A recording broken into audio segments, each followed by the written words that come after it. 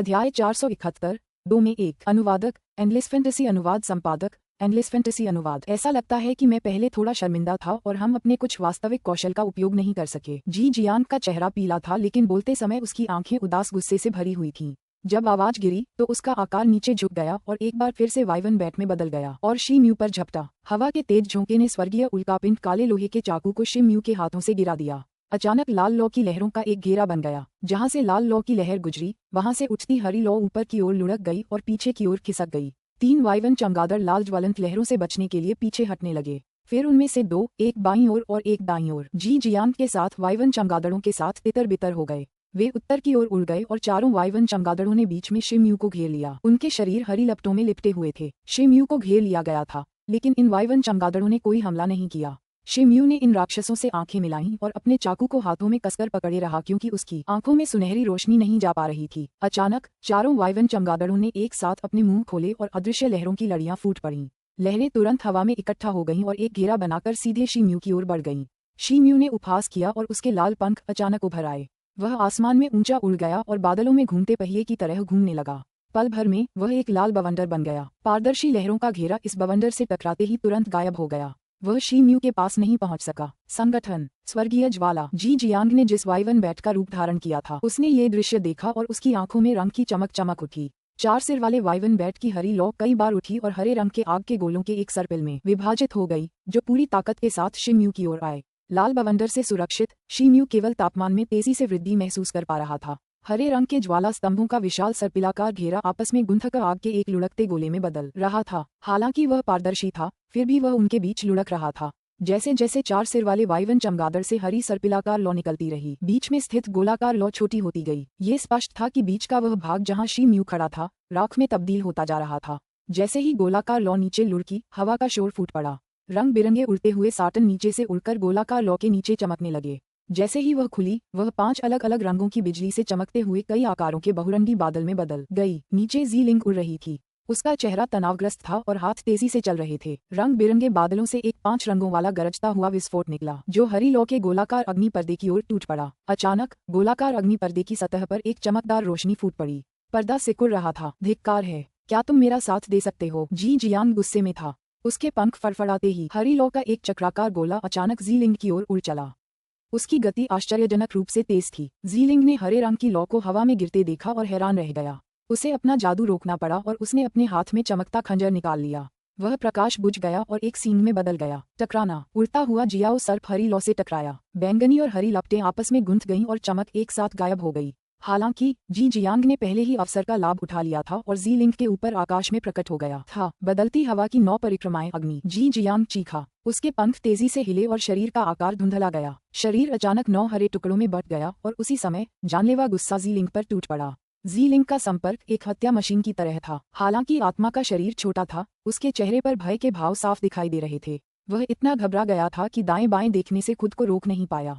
जी Jiang ने ये देखा और खिलखिलाकर हंस पड़ा। 9 छाया क्लोन तकनीक और भी जानलेवा होती गई, क्योंकि धीरे धीरे वह बिल्ली और चूहे जैसी शक्ल में बदल गई। इस समय उसने लड़की के विचारों की तह तक अच्छी तरह से देख लिया था। वह तो बस ग्रीनहाउस का एक फूल था, जिसे न तो वास्तविक दुनिया का कोई अनुभव था और न ही कोई व्यवहारिक अनुभव।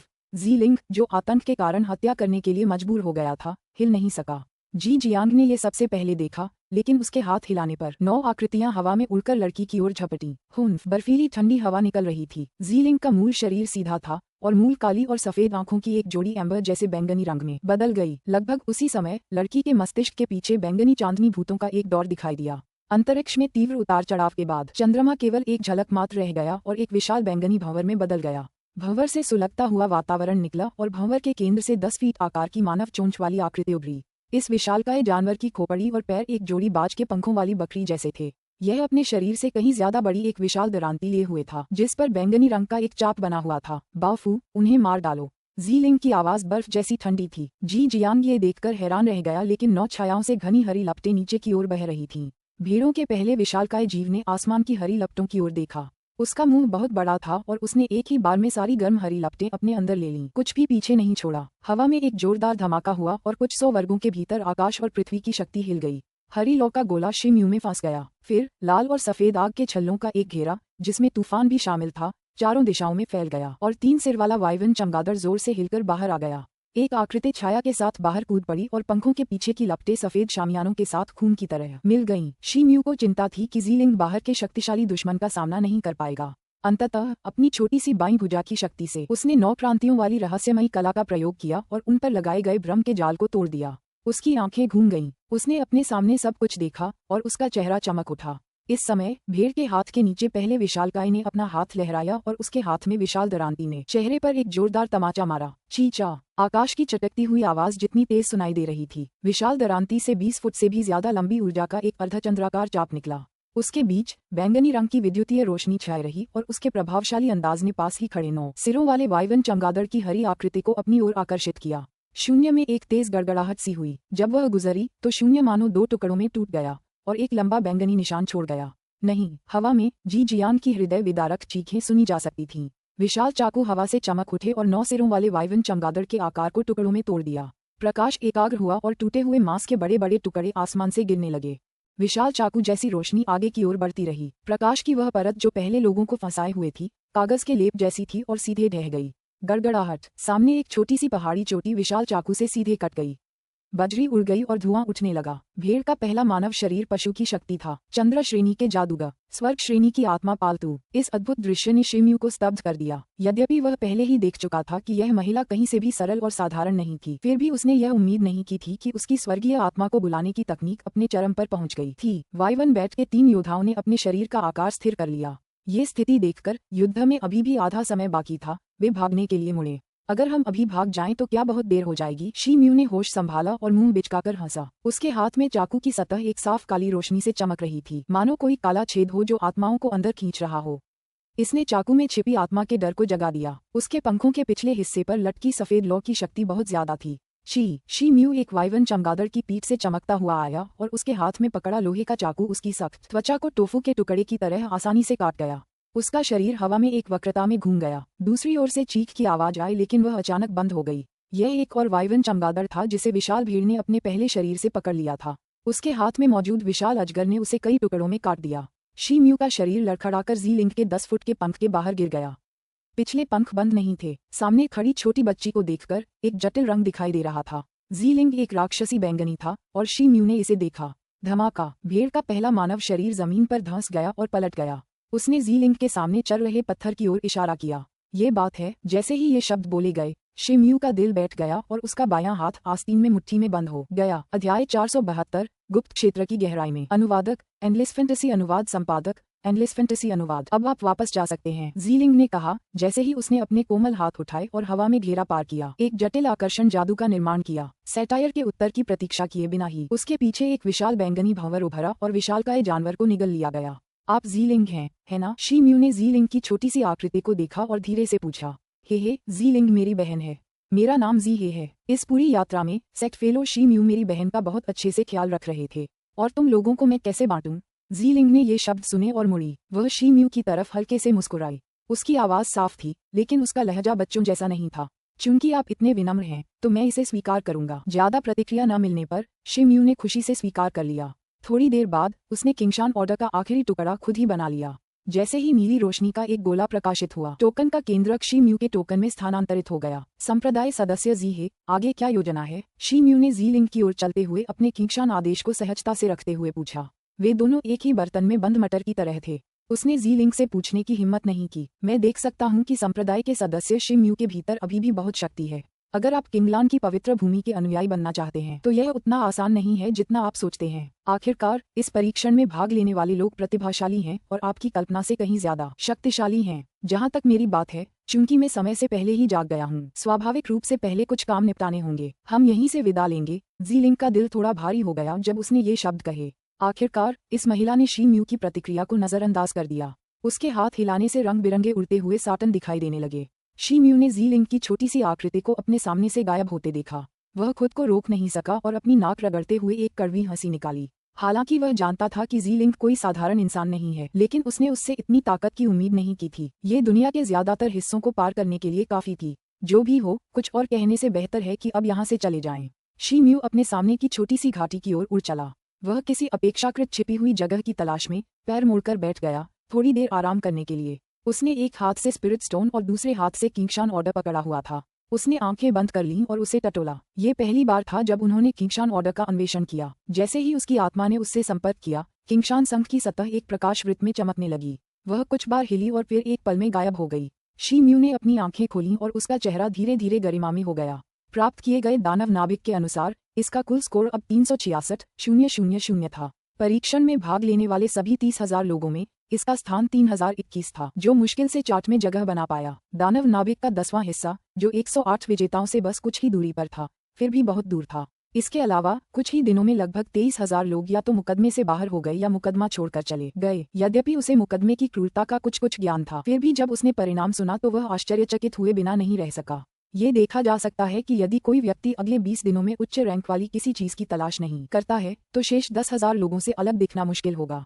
ये पढ़ते ही वह लुढ़क गया और हाथ में पकड़ा हुआ धूसर पत्थर फेंक दिया। दिशा का बचाव करते हुए वह गुप्त क्षेत्र के भीतरी भाग की ओर बढ़ गया। आधे दिन बाद शी म्यू दूर तक जा रहा था। अचानक कई की आवाज उसके कान में फुसफुसाई। शी म्यू, हम पहले ही इस खोई हुई घास के मैदान से बाहर निकल चुके हैं। शी म्यू के सामने एक छोटी सी सुनहरी रोशनी तेजी से फैल गई। एक विशाल मैदान के अंत में एक हरे रंग की ऊंची दीवार थी जो हजारों मील तक फैली हुई थी। यह वही तस्वीर थी जो कई ने दृश्य साझाकरण के जरिए हमें भेजी थी। शी म्यू ने अनुमान लगाया कि जंगल से उसकी दूरी लगभग 1 या 200 मील थी। चूंकि यह जंगल बाहरी 10 पृथ्वी और पृथ्वी क्षेत्र से अलग था और गुप्त क्षेत्र के केंद्र के ज्यादा करीब था, इसलिए वहां रहने वाले राक्षस ज्यादा खतरनाक और घातक थे। स्वाभाविक ही था कि वहां आने वाले राक्षस हमेशा परिधि की तुलना में बहुत कम होते थे। उनमें से ज्यादातर बड़े परिवारों या बड़ी ताकतों से थे और उनके बारे में बहुत कम जानकारी थी। शी म्यू को केवल इतना पता था कि इसे मंगू वन कहा जाता है। कई द्वारा दिए गए निर्देशों के अनुसार शी म्यू ने जल्दी से दिशा निर्धारित की और जंगल की ओर दौड़ पड़ा।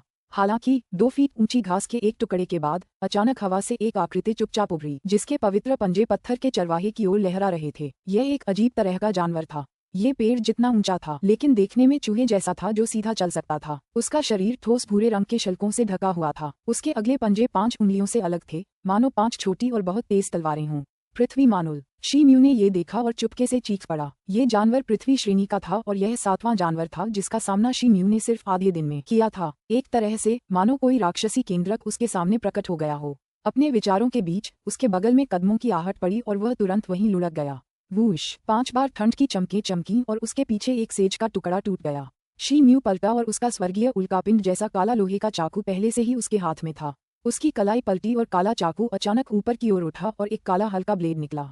वूश! एक तेज धातु की धमाकेदार आवाज हुई और पृथ्वी मानुल एक विशाल बल से उड़कर 10 फीट से भी ज्यादा दूर उड़ गया। शी म्यू ने भी मौके का फायदा उठाकर उसे खोल दिया। दरार! पृथ्वी मानुल चीख पड़ा जब उसकी गर्दन के नीचे एक सफेद निशान दिखाई दिया। हालांकि उसे कोई शारीरिक नुकसान नहीं पहुंचा था, लेकिन अब उसकी हालत बहुत अच्छी नहीं थी। हुला! जैसे ही उसकी आंखें लाल हो गईं, उसके शरीर के चारों ओर की खाकी चमक तेजी से चमकने लगी। काचा! उसका आकार कई गुना बढ़ गया और उसके अगले दोनों पंजों पर हीरे के आकार के शल्कों की परतें जमी हुई थीं और कांटों की तरह उभरी हुई थीं। दूर से देखने पर ये 2 मोटे कांटों जैसे लगते थे। पृथ्वी मानुल ने अपनी बाहें लहराईं और शी म्यू के पीछे चला गया। शी म्यू की आंखें थोड़ी झुक गईं, उसका शरीर अचानक ऊपर उठा और नीला बंदर उसके पीछे प्रकट हुआ। 2 अग्नि मुठियां पृथ्वी मानुल की भुजाओं पर टूट पड़ीं। धमाका! जोरदार आवाज के साथ पृथ्वी मानुल की भुजाएं हथौड़े से कुचल दी गईं। उसकी हड्डियां टूट गईं, मांस और खून चारों तरफ बिखर गए। उन पर लगे शल्क उड़ते हुए चाकुओं जैसे लग रहे थे। शी म्यू ने अपनी चरणबद्ध तकनीक छोड़ दी और पृथ्वी मानुल की ओर चल पड़ा, जो अब मुश्किल से सांस ले रहा था। उसके सिर पर एक कटार लगने से उसकी मौत हो गई। दूसरे दिन शाम को आसमान और भी काला हो गया। शी म्यू रुके नहीं और घास के मैदानों से होकर चलते रहे। इस दिन जब वह अपना सिर दफना रहा था और जानवरों और राक्षसों को कुचल काट कर मार रहा था, रास्ते में मिलने वाले राक्षसों की संख्या धीरे धीरे कम होती जा रही थी। हर शिकार के साथ उसकी ताकत बढ़ती जा रही थी, लेकिन उसकी यात्रा की गति उसके मूल अनुमान से बहुत धीमी थी। शी म्यू, आपकी वर्तमान स्थिति से लेकर ऊपर के 10 मील तक एक खाली जगह है। वह जगह थोड़ी अजीब है, इसलिए कृपया पहुंचते ही ध्यान दें। कई की आवाज अचानक सुनाई दी। ओह, इसमें अपवाद क्या है? शी म्यू ने पूछा। मैं तुम्हें साफ साफ नहीं बता सकती। नंगे घास में घास नहीं है, मुझे बस कुछ मिट्टी के थैले दिखाई दे रहे हैं। राक्षस तो नहीं दिखे, लेकिन जानवरों की हड्डियां बहुत हैं। लेकिन इस खुली जगह से देखने पर तो कुख्यात मंगू जंगल ही नजर आएगा, कई एर ने समझाया। ठीक है, जंगल में उड़ जाओ और वहां मेरा इंतजार करो, मैं बाद में आऊंगा। शी म्यू ने थोड़ा सोचा और थोड़ी देर बाद कहा। कुछ ही देर बाद शी म्यू खुले स्थान पर आ गया। सामने का दृश्य बिल्कुल वैसा ही था जैसा कई ने बताया था। जमीन पर घास जली नहीं थी, बस एक बड़ा सा अंडाकार थैला रखा था। वहां उच्च श्रेणी के राक्षसों की 1 दर्जन से ज्यादा सफेद हड्डियां पड़ी थीं, जिससे वह कब्रिस्तान जैसा लग रहा था। मिट्टी के थैले के किनारे पड़ी दर्जनों सफेद हड्डियों में से कुछ सूखकर टूट चुकी थीं, जबकि कुछ चटक रंग की थीं। ऐसा लग रहा था मानो मौत अभी ज्यादा दूर नहीं बल्कि मांस और खून बेदाग साफ हो गया हो। शिम्यू ने कठोर भाव से चारों ओर देखा और स्वर्गीय उल्कापिंड काले लोहे के चाकू को अपने हाथ में कसकर पकड़े हुए अंदर चला गया। थोड़ी देर बाद क्षेत्र में हवा में गड़गड़ाहट की आवाज गूंजने लगी। हवा में 20-30 फुट बड़ा लाल आग का बादल उभरा। आग में गड़गड़ाहट की आवाज हुई और लाल रोशनी हर जगह चमक उठी। नीचे खुली जगह पर घनी हरी चींटियां जमा थीं। बस कुछ फीट की खाली जगह के बीच में दर्जनों चींटियां जमा थीं। शिम्यू इस खुली जगह पर खड़ा था और उसका शरीर आग की लपटों में घिर गया। कुछ समय पहले जब वह खुले स्थान से गुजरने का प्रयास कर रहा था तो आसपास की मिट्टी की बोरियां अचानक भर गईं और लाखों हरे चींटियों के राक्षस बाहर निकल आए और उसे इस हद तक घेर लिया कि उसके पास भागने के लिए कोई जगह नहीं बची। इस चींटी जैसे जानवर के मोटे और लंबे अंग होते थे जिनमें मुलायम चाबुक जैसे 2 तंतु होते थे। माथे के सामने आधा लटका हुआ एक मुखपत्र था जो आरी जैसा दिखता था। उसकी विशाल आंखें बत्तियों जैसी थीं जो लालच से शिम्यू को घूर रही थीं। जैसे ही वे शिम्यू की ओर झपटने और अपने तंतु और अंगों से उसे टुकड़े टुकड़े करने के लिए तैयार होती, शिम्यू के चारों ओर एक ज्वलंत लाल आभा उन्हें अपनी ओर खींचती रहती। बूंद, शिम्यू ने व्यंग्य किया। एक हाथ स्तब्ध, उसके सिर के पीछे चांदी के अर्धचंद्राकार ब्रह्म का एक चक्र हवा में चमकता हुआ दिखाई दिया। लाल अग्नि बादल तुरंत हिंसक रूप से उबलने लगा और लुढ़कने लगा क्योंकि उसकी लाल रोशनी लगातार चमक रही थी। लाल बादल से एक पिसाई डिस्क के आकार का आग का गोला निकला, मानो कोई उल्का गिर रहा हो और उस पर बेतहाशा बमबारी हो रही हो। गड़गड़ाहट, आसमान की आग इतनी तेज थी कि पूरा इलाका पल भर में डूब गया। आंधी तूफानों की गर्जना तेजी से फैली और जंगल में फैलती रही। आग के गोले हर जगह गिरे और कई हरी चींटियां कुचल गईं। शिम्यू के आसपास का इलाका एक गहरे गड्ढे में बदल गया। बस जहां वह खड़ा था वहां बमबारी नहीं हुई, मानो बीच में एक अकेली चोटी खड़ी हो। शिम्यू ने गहरे गड्ढे में सैकड़ों हरे चींटी जानवरों के मलबे को देखा, खासकर दस्ते के बीच में पड़ी कुछ लाशों को। वह खुद को मुस्कुराए बिना नहीं रह सका और गड्ढे में कूदते हुए धीरे से आगे बढ़ा। अध्याय 473, स्पाइडर मैंटिस। अनुवादक, एंडलेस फैंटेसी अनुवाद संपादक, एंडलेस फैंटेसी अनुवाद। रात हो गई। शिम्यू हरे भरे जंगल के बीच में खड़ा था। उसकी नजरें आसपास के जंगलों से होते हुए दूर तक घूम रही थीं। मंगू जंगल पहुंचने में उसे 2 दिन की बेचैन यात्रा करनी पड़ी। यहाँ हर एक पेड़ विशालकाय था, कम से कम कुछ 100 गज ऊंचा और उसके तने कुछ गज चौड़े थे। उनकी हरी भरी पत्तियों पर रहस्यमयी चिन्ह अंकित थे जो किसी तरह बेचैनी का एहसास दिलाते थे। उसने कुछ मिनटों तक अपने आसपास के वातावरण का निरीक्षण किया, फिर अपनी नजरें हटा लीं। जंगल के किनारे पर स्थित एक विशाल वृक्ष को देखा और फिर उसकी ऊंची शाखाओं में से एक पर छलांग लगा दी। पिछले कुछ दिनों में उसने जो लड़ाइयां और यात्राएं की थीं, वे बहुत थका देने वाली थीं और अब शिम्यू पूरे गुप्त क्षेत्र के केंद्र में धीरे धीरे आगे बढ़ रहा था। उसने आगे जो कुछ भी होने वाला था उसके लिए आखिरी बार आराम करने की योजना बनाई। टेलीपैथी के जरिए शिम्यू ने कय से, जो बहुत ऊंचाई पर था, अपनी सतर्कता बढ़ा देने का अनुरोध किया ताकि वह उस पर नजर रख सके। फिर उसने अपना हरा लबादा निकाला और उसे अपने ऊपर डाल लिया और फिर सो गया। पूरी रात बिना किसी परेशानी के बीत गई। भोर होने तक ऐसा ही चलता रहा जब शिम्यू को कय की आवाज अपने मन में गूंजती हुई सुनाई दी, शी तो हमें साथ मिल गया। शिम्यू की आंखें खुल गईं। उसने अपना शरीर थोड़ा झुकाया और घनी पत्तियों के बीच की छोटी सी जगह से झांका। धीरे धीरे निकट आती सुबह की धुंधली रोशनी में उसने 2 व्यक्तियों को देखा जो उसी पेड़ के पास से गुजरे थे जिस पर उसने अस्थायी रूप से अपना दावा किया था। वास्तव में कहें तो वे 2 दानव जाति के युवक थे। वे काफी हद तक उसके जैसे इंसानों जैसे ही दिखते थे, बस फर्क इतना था कि उनका बंजर शरीर पंखे के आकार के शल्कों से ढका हुआ था। जो आगे चल रहा था उसका शरीर नीले शल्कों वाला था और उसकी शक्ति का स्तर प्रारंभिक पृथ्वी श्रेणी का था, जबकि उसके पीछे वाले का शरीर लाल शल्कों वाला था और उसकी शक्ति का स्तर मध्य पृथ्वी श्रेणी का था। यह अनुमान लगाना बेहद आसान था कि ये दोनों एक ही मूल से आए होंगे और जिस दिशा में वे जा रहे थे उससे यह अंदाजा लगाया जा सकता था कि वे मंगू जंगल के सबसे गहरे हिस्से में भी जाने की योजना बना रहे थे। दूसरे बड़े भाई, जल्दी करो। हमारे 7वें छोटे भाई से मिली खबर के अनुसार परिवार के ज्यादातर लोग जंगल के बीचों बीच भाग रहे हैं। नीले शल्क वाले युवक ने आगे बढ़ते हुए आग्रह किया। शायद उन्हें भी कुछ गड़बड़ नजर आई होगी। जरूर तुम्हें भी, भाई। इलाके के बाहरी इलाके में हमें जो हालात देखने को मिले थे वे हमारे पूर्वजों के अभिलेखों में दर्ज हालात से इतने अलग थे कि मुझे नहीं लगता कि हमें अकेले जंगल के बीचों बीच घुसने का आत्मविश्वास होना चाहिए। लाल भूरे बालों वाले ने जवाब दिया। शायद हमें अपने भाइयों से मिलकर अपनी योजनाएं बदलनी चाहिए। आखिरकार हमारे यहाँ आने का असली मकसद किंगलैंड के पवित्र संप्रदाय में शामिल होना ही है। ठीक है, मैं समझ गया, दूसरे बड़े भाई। लेकिन मैं ये सोचने से खुद को रोक नहीं पा रहा हूँ कि शायद इस जंगल के भीतर कोई अद्भुत पौराणिक खजाना छिपा है। समझ रहे हो, अगर हम पीछे रह गए तो वे हमारे लिए कोई छुट्टा पैसा नहीं छोड़ेंगे, है ना? नीले चमड़े वाला युवक अपने लाल चमड़े वाले भाई की बात मान सकता था, लेकिन उसके स्वर से साफ था कि वह दुखी होकर शिकायत कर रहा था। हा, हमेशा की तरह अधीर हो, है ना? अगर सचमुच कोई खजाना होता तो हम उन लोगों को जो खुद को मार्शल आर्ट का विशेषज्ञ समझते हैं पहले उसके लिए सिर फोड़ने देते ताकि वे हमारे लिए एक दूसरे की ताकत खत्म कर दें। लाल भूरे बालों वाले युवक ने जवाब दिया, फिर अचानक चीख पड़ा, नहीं छोटे चौथे, सावधान।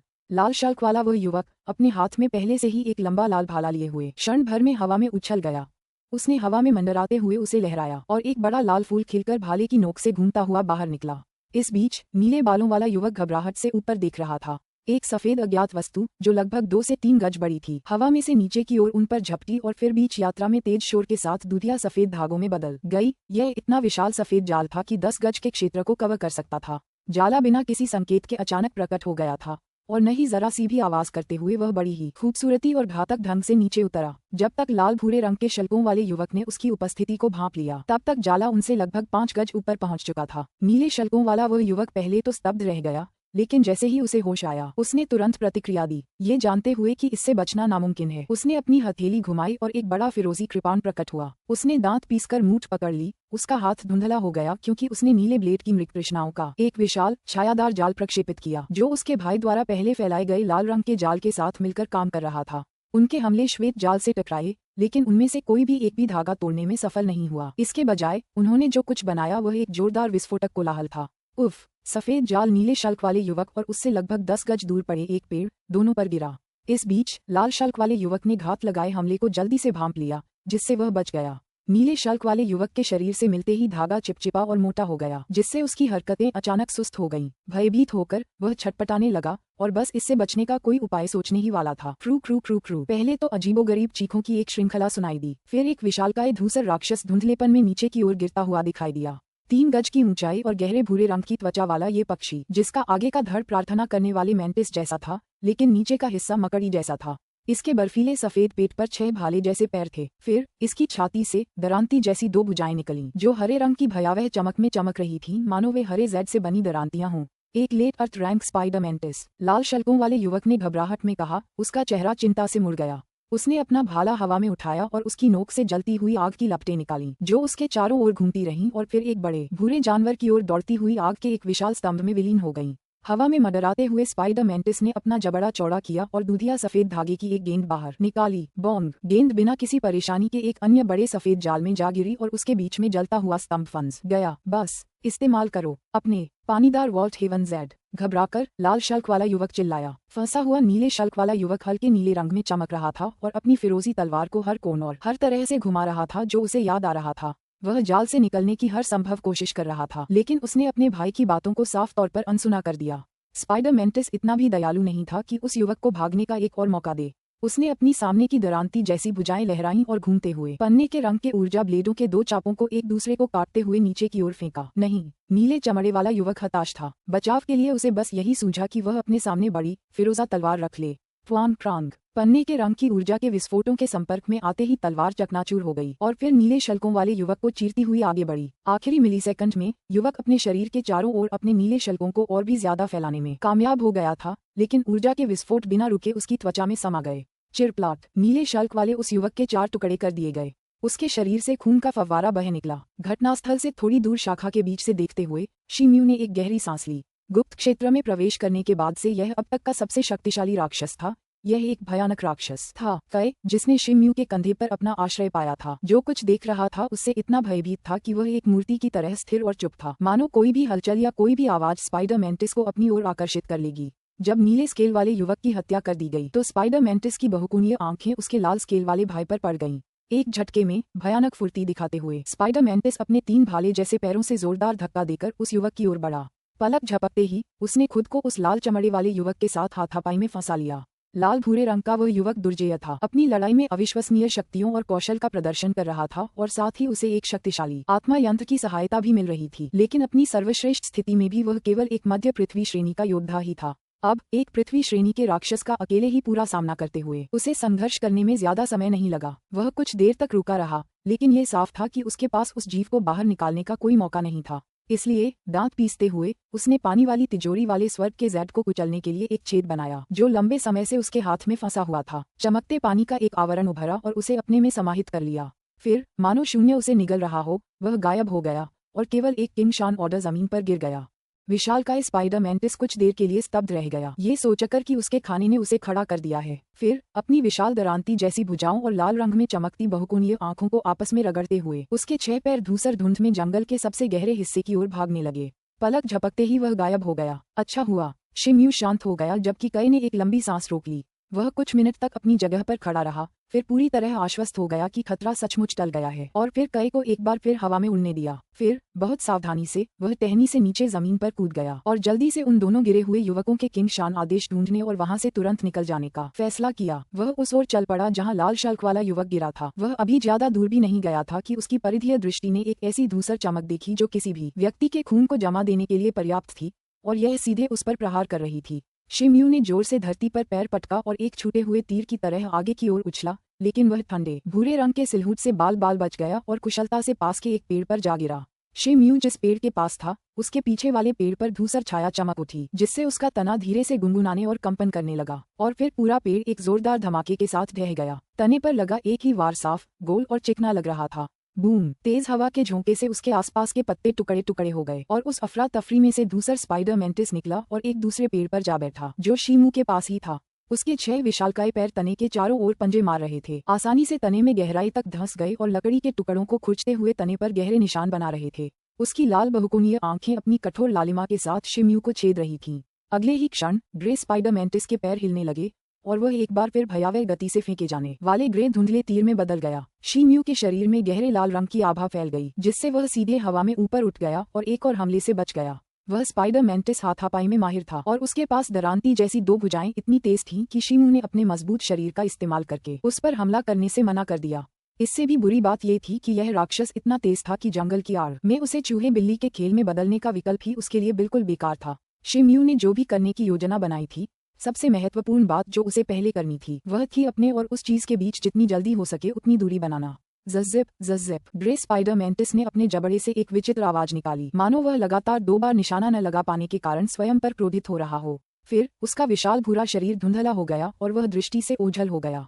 शिम्यू के चेहरे पर घबराहट का भाव उभर आया। तभी अपने सिर के ऊपर एक धूसर चमक के साथ स्पाइडर मेंटिस हवा से नीचे उतरा और अपनी दरांती जैसी भुजाएं शिम्यू के सिर पर नीचे की ओर घुमाईं, मानो उसे टुकड़े टुकड़े कर देगी। हालांकि शिम्यू घबराया नहीं, बल्कि शांत था। काली रोशनी की एक चमक के साथ काले उल्कापिंड के लोहे के ब्लेड और छोटी छड़ की मृगतृष्णाएं स्पाइडर मेंटिस के हमले का सामना करने के लिए सतह पर आ गईं। क्लैन! शिम्यू की भुजाएं सुन्न हो गईं, इससे पहले कि एक बड़ी ताकत ने उन्हें हवा से पीछे की ओर धकेल दिया, उन्हें उल्का की तरह नीचे जंगल की जमीन पर पटक दिया। इस बीच स्पाइडर मेंटिस का शरीर भी कुछ गज पीछे की ओर उड़ गया तथा कुछ देर तक अनियंत्रित रूप से हिलने के बाद ही वह स्थिर हो पाया। अध्याय 474 वाइपर जैसे बाल। अनुवादक एंडलेस फैंटेसी अनुवाद संपादक एंडलेस फैंटेसी अनुवाद। ग्रे स्पाइडर मेंटिस अब पूरी तरह से गुस्से में था। उसकी आंखें तीव्र क्रोध से चमक उठीं तथा उसका विशाल शरीर भूरे रंग के एक धुंधलेपन में बदल गया तथा उसने ऊंचे स्थान से शिम्यू पर हमला कर दिया। वह अपने मायावी शिकार के पास पहुंचने ही वाला था कि उसकी नजर नीचे से आती लाल रोशनी से टकराई, जहां हवा से एक विशालकाय वानर का आभास प्रकट हुआ। जलते हुए क्रिम्सन एप एनर्जी कंस्ट्रक्ट की आंखें जलती हुई लपटों से चमक रही थीं। जब वह विशाल स्पाइडर मेंटिस का अध्ययन कर रहा था, तभी एनर्जी कंस्ट्रक्ट ने अचानक एक क्रोधित गर्जना की। आग की लपटें उठने के साथ क्रिम्सन एप एनर्जी कंस्ट्रक्ट ने अपनी 2 विशाल मुठियों को स्पाइडर मेंटिस की ओर घुमाना शुरू कर दिया। इसकी लपटें पूरी तरह से आग में लिपटी हुई थीं। की टिल्डर! स्पाइडर मेंटिस ने अप्राकृतिक किलकारियों की झड़ी लगा दी, मानो क्रिम्सन एप को ताना मार रही हो। उसकी दरांती जैसी भुजाएं नंगी आंखों से न देखी जा सकने वाली गति से हवा में लहराने और चीरने लगीं और कुछ ही मिलीसेकंड में धुंधले धूसर जाल का एक जाल बुन दिया। Snap! Crimson app energy construct द्वारा किए गए 2 मुक्कों के प्रहारों को तुरंत ही हानिरहित लपटों के कई भागों में विभाजित कर दिया गया, इससे पहले कि वे ग्रे वेब से गुजरने के बाद हवा में फैल गए। स्पाइडर मेंटिस की आंखें खुशी से चमक उठीं। वह और भी तेजी से आगे बढ़ा। अगले ही पल क्रिम्सन एप एनर्जी कंस्ट्रक्ट के सामने तेजी से कदम बढ़ाता हुआ नीचे की ओर जाने वाले पासे से ठीक पहले उसकी दरांती जैसी भुजाएं हवा में ऊंची उठ गईं। क्रिम्सन एप के होंठ सिकुड़ गए और उसने शुद्ध ज्वालाओं की एक बड़ी मात्रा को बाहर निकाला, जिससे उसके चारों ओर की हवा में गर्म लहरें उठने लगीं। यह आदि नरक था। यह कोई अचानक हुआ हमला नहीं था। यह एक ऐसा कदम था जिसकी स्पाइडर मेंटिस ने कभी उम्मीद नहीं की थी। एक दूसरे से इतनी दूर होने के कारण स्पाइडर मेंटिस के पास हमले से बचने का जरा भी मौका नहीं था। इसलिए प्राइमोडियल इन्फर्नो ने सीधे उसके चेहरे पर वार किया और आग की लपटों के वेग से उसका शरीर पीछे की ओर उछल गया, जिससे वह राक्षस कई बड़े पेड़ों से टकराया और अंततः जमीन पर गिर गया। उसके शरीर का वह हिस्सा जो हमले का सबसे बड़ा झटका था, अब पूरी तरह से झुलस चुका था, जबकि उसके 2 पैर आदिकालीन नरक में पूरी तरह से जलकर राख हो चुके थे। स्पाइडर मेंटिस की आंखों में एक बार फिर क्रूर क्रोध झलक उठा। वह सीधा हुआ और फिर से आगे की ओर उछला। इसकी त्वचा पहले हुए उग्र हमले से बुरी तरह घायल हो गई थी, लेकिन इसके आंतरिक अंग पूरी तरह सुरक्षित और बरकरार थे। इतना ही नहीं, इसके 6 पैरों में से 2 खोने से इसकी गति में कोई खास बाधा नहीं आई। फिर भी इससे पहले कि स्पाइडर मेंटिस कूद पाता, ज्वलंत पंखों वाला एक सुनहरा मानव आकृति उस पर झपटा। यह कोई और नहीं बल्कि शिम्यू था। अब उसका पूरा शरीर सुनहरे शल्कों से ढका हुआ था, जबकि उसकी अपनी आभा स्वर्गीय पृथ्वी श्रेणी के क्षेत्र में तेजी से ऊपर उठ गई थी। उसकी आंखें, जो अब सुनहरी चिंगारियों की धाराओं से लिपटी हुई थीं, सामान्य से ज्यादा ठंडी थीं। मर जा जानवर, हवा में मडराते हुए काले उल्कापिंड का लौह ब्लेड काली चमकदार रोशनी में धधक उठा, जैसे शुद्ध ब्लेड ऊर्जा का एक विशाल चाप दूसर स्पाइडर मेंटिस के पेट के झुलसे हुए हिस्से की ओर तेजी से बढ़ रहा हो। जैसे ही वह अपने लक्ष्य की ओर बढ़ा, ब्लेड ऊर्जा इतनी तेज गति से धड़की कि हवा गुनगुना उठी। ये स्पष्ट था कि इस एक वार में पहले से भी ज्यादा ऊर्जा समाहित थी। स्पाइडर मेंटिस की बहुकोणीय आंखों में घबराहट की एक क्षणिक झलक उभरी। उसने अपनी दरांती जैसी एक भुजा को अपने शरीर के सामने रखा, लेकिन उसने अपना आक्रामक रुख पूरी तरह नहीं छोड़ा। अपने जबड़े चौड़े करके उसने शिम्यू के सिर पर नीचे की ओर सफेद धुंधले मकड़ी के जाले का एक बड़ा सा बादल उगल दिया। उसी समय उसकी दूसरी दरांती जैसी भुजा ग्रे रंग में तेजी से बढ़ी और उसने शिम्यू के सिर पर निशाना साधा। उफ़! शिम्यू ने व्यंग्य किया और अपने बाएं हाथ से लाल दस्ताने को खींचकर एक झुलसा हुआ काला हाथ सामने ला दिया जो दरांती की ओर बढ़ रहा था। बूर्ग! उसी हाथ से एक प्रस्फुटित श्वेत लपट फूटने लगी जो फिर उसकी पूरी बाह तक फैल गई, जिससे शिम्यू की बाईं आस्तीन पूरी तरह से जल गई और उसकी पूरी बाह दिखाई देने लगी जो इतनी काली थी मानो उसे कभी स्याही की बाल्टी में डुबोया गया हो। हालांकि अब वह बाह भयावह श्वेत लपटों से प्रकाशित हो रही थी। सफेद मकड़ी का जाला उम्मीद के मुताबिक जमीन पर उतरा, लेकिन सफेद लपटों से टकराते ही वह जलकर नष्ट हो गया। शिम्यू ने घूमकर विशालकाय दरांती भुजा के हमले को टाल दिया और फिर एक सेकंड में ग्रे स्पाइडर मेंटिस के सामने से निकल गया। हाँ, उसकी पूरी बाईं बाह पर सफेद लपटें चमक रही थीं। उसने अपनी उंगलियों को मुट्ठी में बांधा और उसे स्पाइडर मेंटिस के पेट पर मारा। छी! उसका हाथ बिना किसी प्रतिरोध के स्पाइडर मेंटिस के शरीर में घुस गया। स्पाइडर मेंटिस की बहुकोणीय आंखें धुंधली पड़ गईं, उसका शरीर कठोर हो गया, जिससे उसकी गति रुक गई। फिर अगले ही पल उसका विशाल शरीर खून और छोटे छोटे टुकड़ों की बारिश में फट गया। शिम्यू की बाह में सफेद लपटें चमक उठीं और फिर वापस उसकी बाह में लौट आईं। उसने हाथ हिलाया, जिससे उसके चारों ओर लाल रोशनी का एक हल्का सा कवच बन गया ताकि स्पाइडर मेंटिस के टुकड़े उसके कपड़े पर न लगें। उसने स्पाइडर मेंटिस के किसी हिस्से को तिरस्कार भरी नजरों से देखा और उपहास किया। स्पाइडर मेंटिस भले ही पीक अर्थ श्रेणी का एक शक्तिशाली राक्षस हो, लेकिन जब वह गंभीर होता है तो शिम्यू के सामने उसकी कोई सानी नहीं होती। फिर भी उस एक सफेद लपट से भरे प्रहार को करने के लिए उसकी वास्तविक क्यूई पर काफी दबाव पड़ा। अब जब उसने वास्तव में इसके बारे में सोचा तो उसने पाया कि जब से वह स्टारफील्ड आयाम तक पहुंचा था, तब से वह एक ग्रह से दूसरे ग्रह पर उन्मत्तता से उछल कूद कर रहा था, जिससे उसकी साधना की प्रगति रुक गई थी। फिर भी किसी कारण से वह मध्य पृथ्वी रैंक तक पहुंचने से बस एक छोटी सी दूरी पर था। सच तो ये है कि उसकी साधना प्रगति में कमी का कारण वास्तव में ये था कि शिम्यू को बसने के लिए कोई उपयुक्त स्थान नहीं मिल पाया था। हालांकि उसे यह उम्मीद नहीं थी कि अपने शरीर के वास्तविक क्यू भंडार के पूर्ण होने के कारण वह युद्ध में अपनी बाईं मुट्ठी की शक्ति का 2 बार उपयोग कर सकेगा। शिम्यू वहीं स्थिर खड़ा रहा, अपनी आत्मा की इंद्रियों से उस क्षेत्र को भेदता रहा, ये सुनिश्चित करने के बाद कि वहां कोई और राक्षस या उसके साथी प्रतियोगी तो नहीं है। वह स्पाइडर मेंटिस के सिर की ओर बढ़ा। अपनी तलवार के एक तेज वार से सिर इतना चौड़ा हो गया कि वह अपना हाथ मांस में डालकर मुट्ठी भर दानव नाभिक को बाहर निकाल सका। वह अविश्वसनीय ऊर्जा की लहरों से धड़क रहा था। हे भगवान! जैसा कि एक राक्षस जानवर से उम्मीद की जा रही थी जिसने पृथ्वी रैंक का आदर्श हासिल कर लिया था, है ना? इस चीज में कितनी ऊर्जा जमा है, इसे देखो। युद्ध समाप्त होते देख कई अपने पंख फड़फड़ाते हुए न जाने कहां से बाहर निकला और सीधे शिम्यू के कंधों पर जा गिरा। शिम्यू ने चुपचाप सिर हिलाया और दानव न्यूक्लियस को किंग शान ऑर्डर में संग्रहित किया। इसके बाद उन्होंने स्पाइडर मेंटिस की 2 दरांती भुजाओं को काट दिया और उन्हें भी रख लिया। उन्होंने युद्ध में खुद को अविश्वसनीय रूप से टिकाऊ और मजबूत साबित किया था, जिसका मतलब था कि वे आत्मा के औजार बनाने के लिए बहुत अच्छी सामग्री थीं। इसके बाद उन्होंने 2 दानव जाति के युवकों के किंग शान आदेशों को जब्त करके अपना पुरस्कार प्राप्त करना जारी रखा तथा उनके आदेशों में संग्रहित प्रत्येक दानव नाभिक को अपने आदेशों में डाल दिया। अंत में शिम्यू ने कुछ देर तक नीले शल्क वाले युवक की लाश को खंगाला, बिना किसी हिचकिचाहट के उसके भंडारण उपकरण और उसमें संग्रहित सभी चीजों को चुरा लिया। 2 युवकों के दानव नाभिक और ग्रे स्पाइडर मेंटिस से मिले भव्य पुरस्कार के साथ शिम्यू के अंक काफी बढ़ गए थे, जिससे वह शीर्ष 1000 की सूची में पहुंच गया। तुम्हें पता है शीतोल, ये बिल्कुल साफ है कि इस दौड़ को जीतने का सबसे आसान तरीका दूसरे प्रतियोगियों को मारना और लूटना है। इसलिए मुझे लगता है कि तुम्हें राक्षस जानवरों को मारने का ये कठिन काम छोड़ देना चाहिए और मेरी तेज नजर का इस्तेमाल करके दूसरे प्रतियोगियों की तलाश करनी चाहिए। कई ने काफी उत्साह से कहा। और फिर तुम उन पर झपट पड़ोगे और उन्हें मार डालोगे, उनके अंक छीन लोगे। अपनी ताकत से तुम पल भर में रैंक में ऊपर उठ सकते हो। ये तब तक संभव लगता है जब तक आपको याद न रहे कि अब तक केवल कुशल और शक्तिशाली लोग ही मंगू जंगल तक पहुंच सकते थे। याद रखें, ये सभी उम्मीदवार पेशेवर या प्रतिष्ठित संप्रदायों के प्रतिभाशाली शिष्य और मैग्नम सोलिस के आसपास के शिक्षक थे। शिम्यू ने कई के विचार को खारिज करते हुए चेतावनी दी। अगर हम अपने मन में अहंकार को आने देंगे तो हम मारे जाने और लूटे जाने का जोखिम उठा सकते हैं। जंगल की गहराई में जाने से पहले उसने कुछ देर का विश्राम लिया। आधे दिन बाद शिम्यू एक घाटी के पास जंगल के सबसे गहरे हिस्से में पहुंचा। वह जितना अंदर जाता राक्षस जानवर उतने ही मुश्किल होते जाते। सिर्फ आधे दिन में ही उसका सामना कई राक्षस जानवरों से हो चुका था, जिनमें से कई पहले से ही लेट अर्थ रैंक के थे। हालांकि वह अपने कौशल और कई की नज़र के संयुक्त प्रयास से उन पर विजय पाने में कामयाब रहा। राक्षसी जानवरों को मारने की एक कठिन यात्रा के बाद शी म्यू अब काफी थकने लगा था। उसने आसपास का जायजा लिया और पाया कि यह घाटी काफी शांत थी और राक्षसी जानवरों से मुक्त थी, जिसका मतलब था कि यह आराम करने के लिए एक अच्छी जगह थी।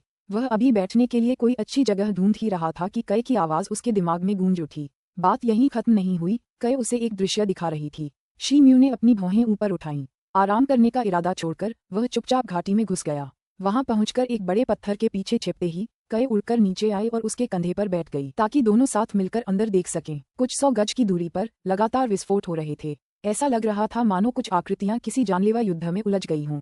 शी म्यू का ध्यान नीले वस्त्र पहने 5 ग्रे नीली आंखों वाले पुरुषों पर गया, जिनके शरीर नीली रोशनी में चमक रहे थे और वे सफेद वस्त्र पहने एक लड़की को घेरे हुए थे। नीले वस्त्र पहने इन लोगों से एक विशाल शीतल आभा निकल रही थी, जिससे वे जिस पूरे क्षेत्र में थे वह सफेद बर्फ की एक परत से ढक गया था। उनकी आभा को देखकर ऐसा लग रहा था कि वे सभी मध्य पृथ्वी स्तर की शक्ति तक पहुंच गए हैं।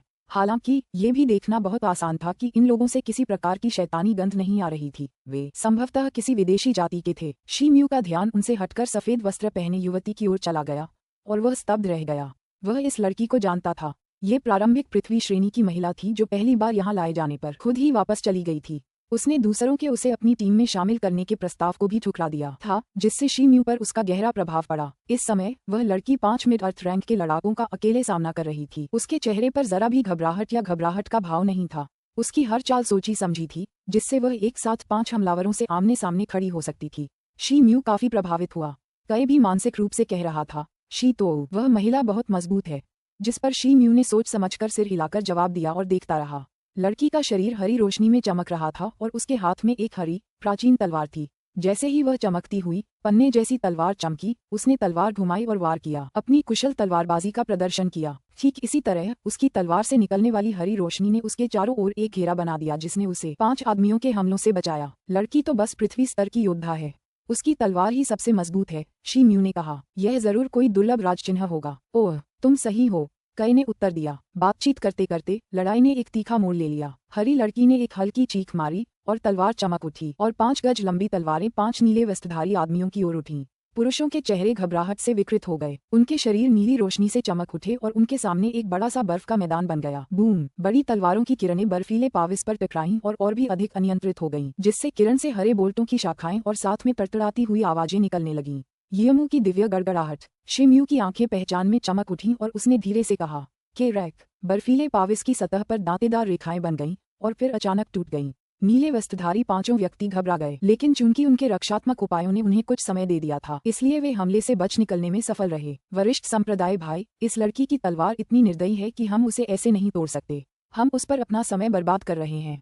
हमें पीछे हट जाना चाहिए। टीम के एक युवा सदस्य ने एक लंबे अधेड़ उम्र के आदमी से फुसफुसाते हुए कहा। जवाब में वह आदमी हिचकिचाया और उसके चेहरे पर अनिच्छा का भाव था।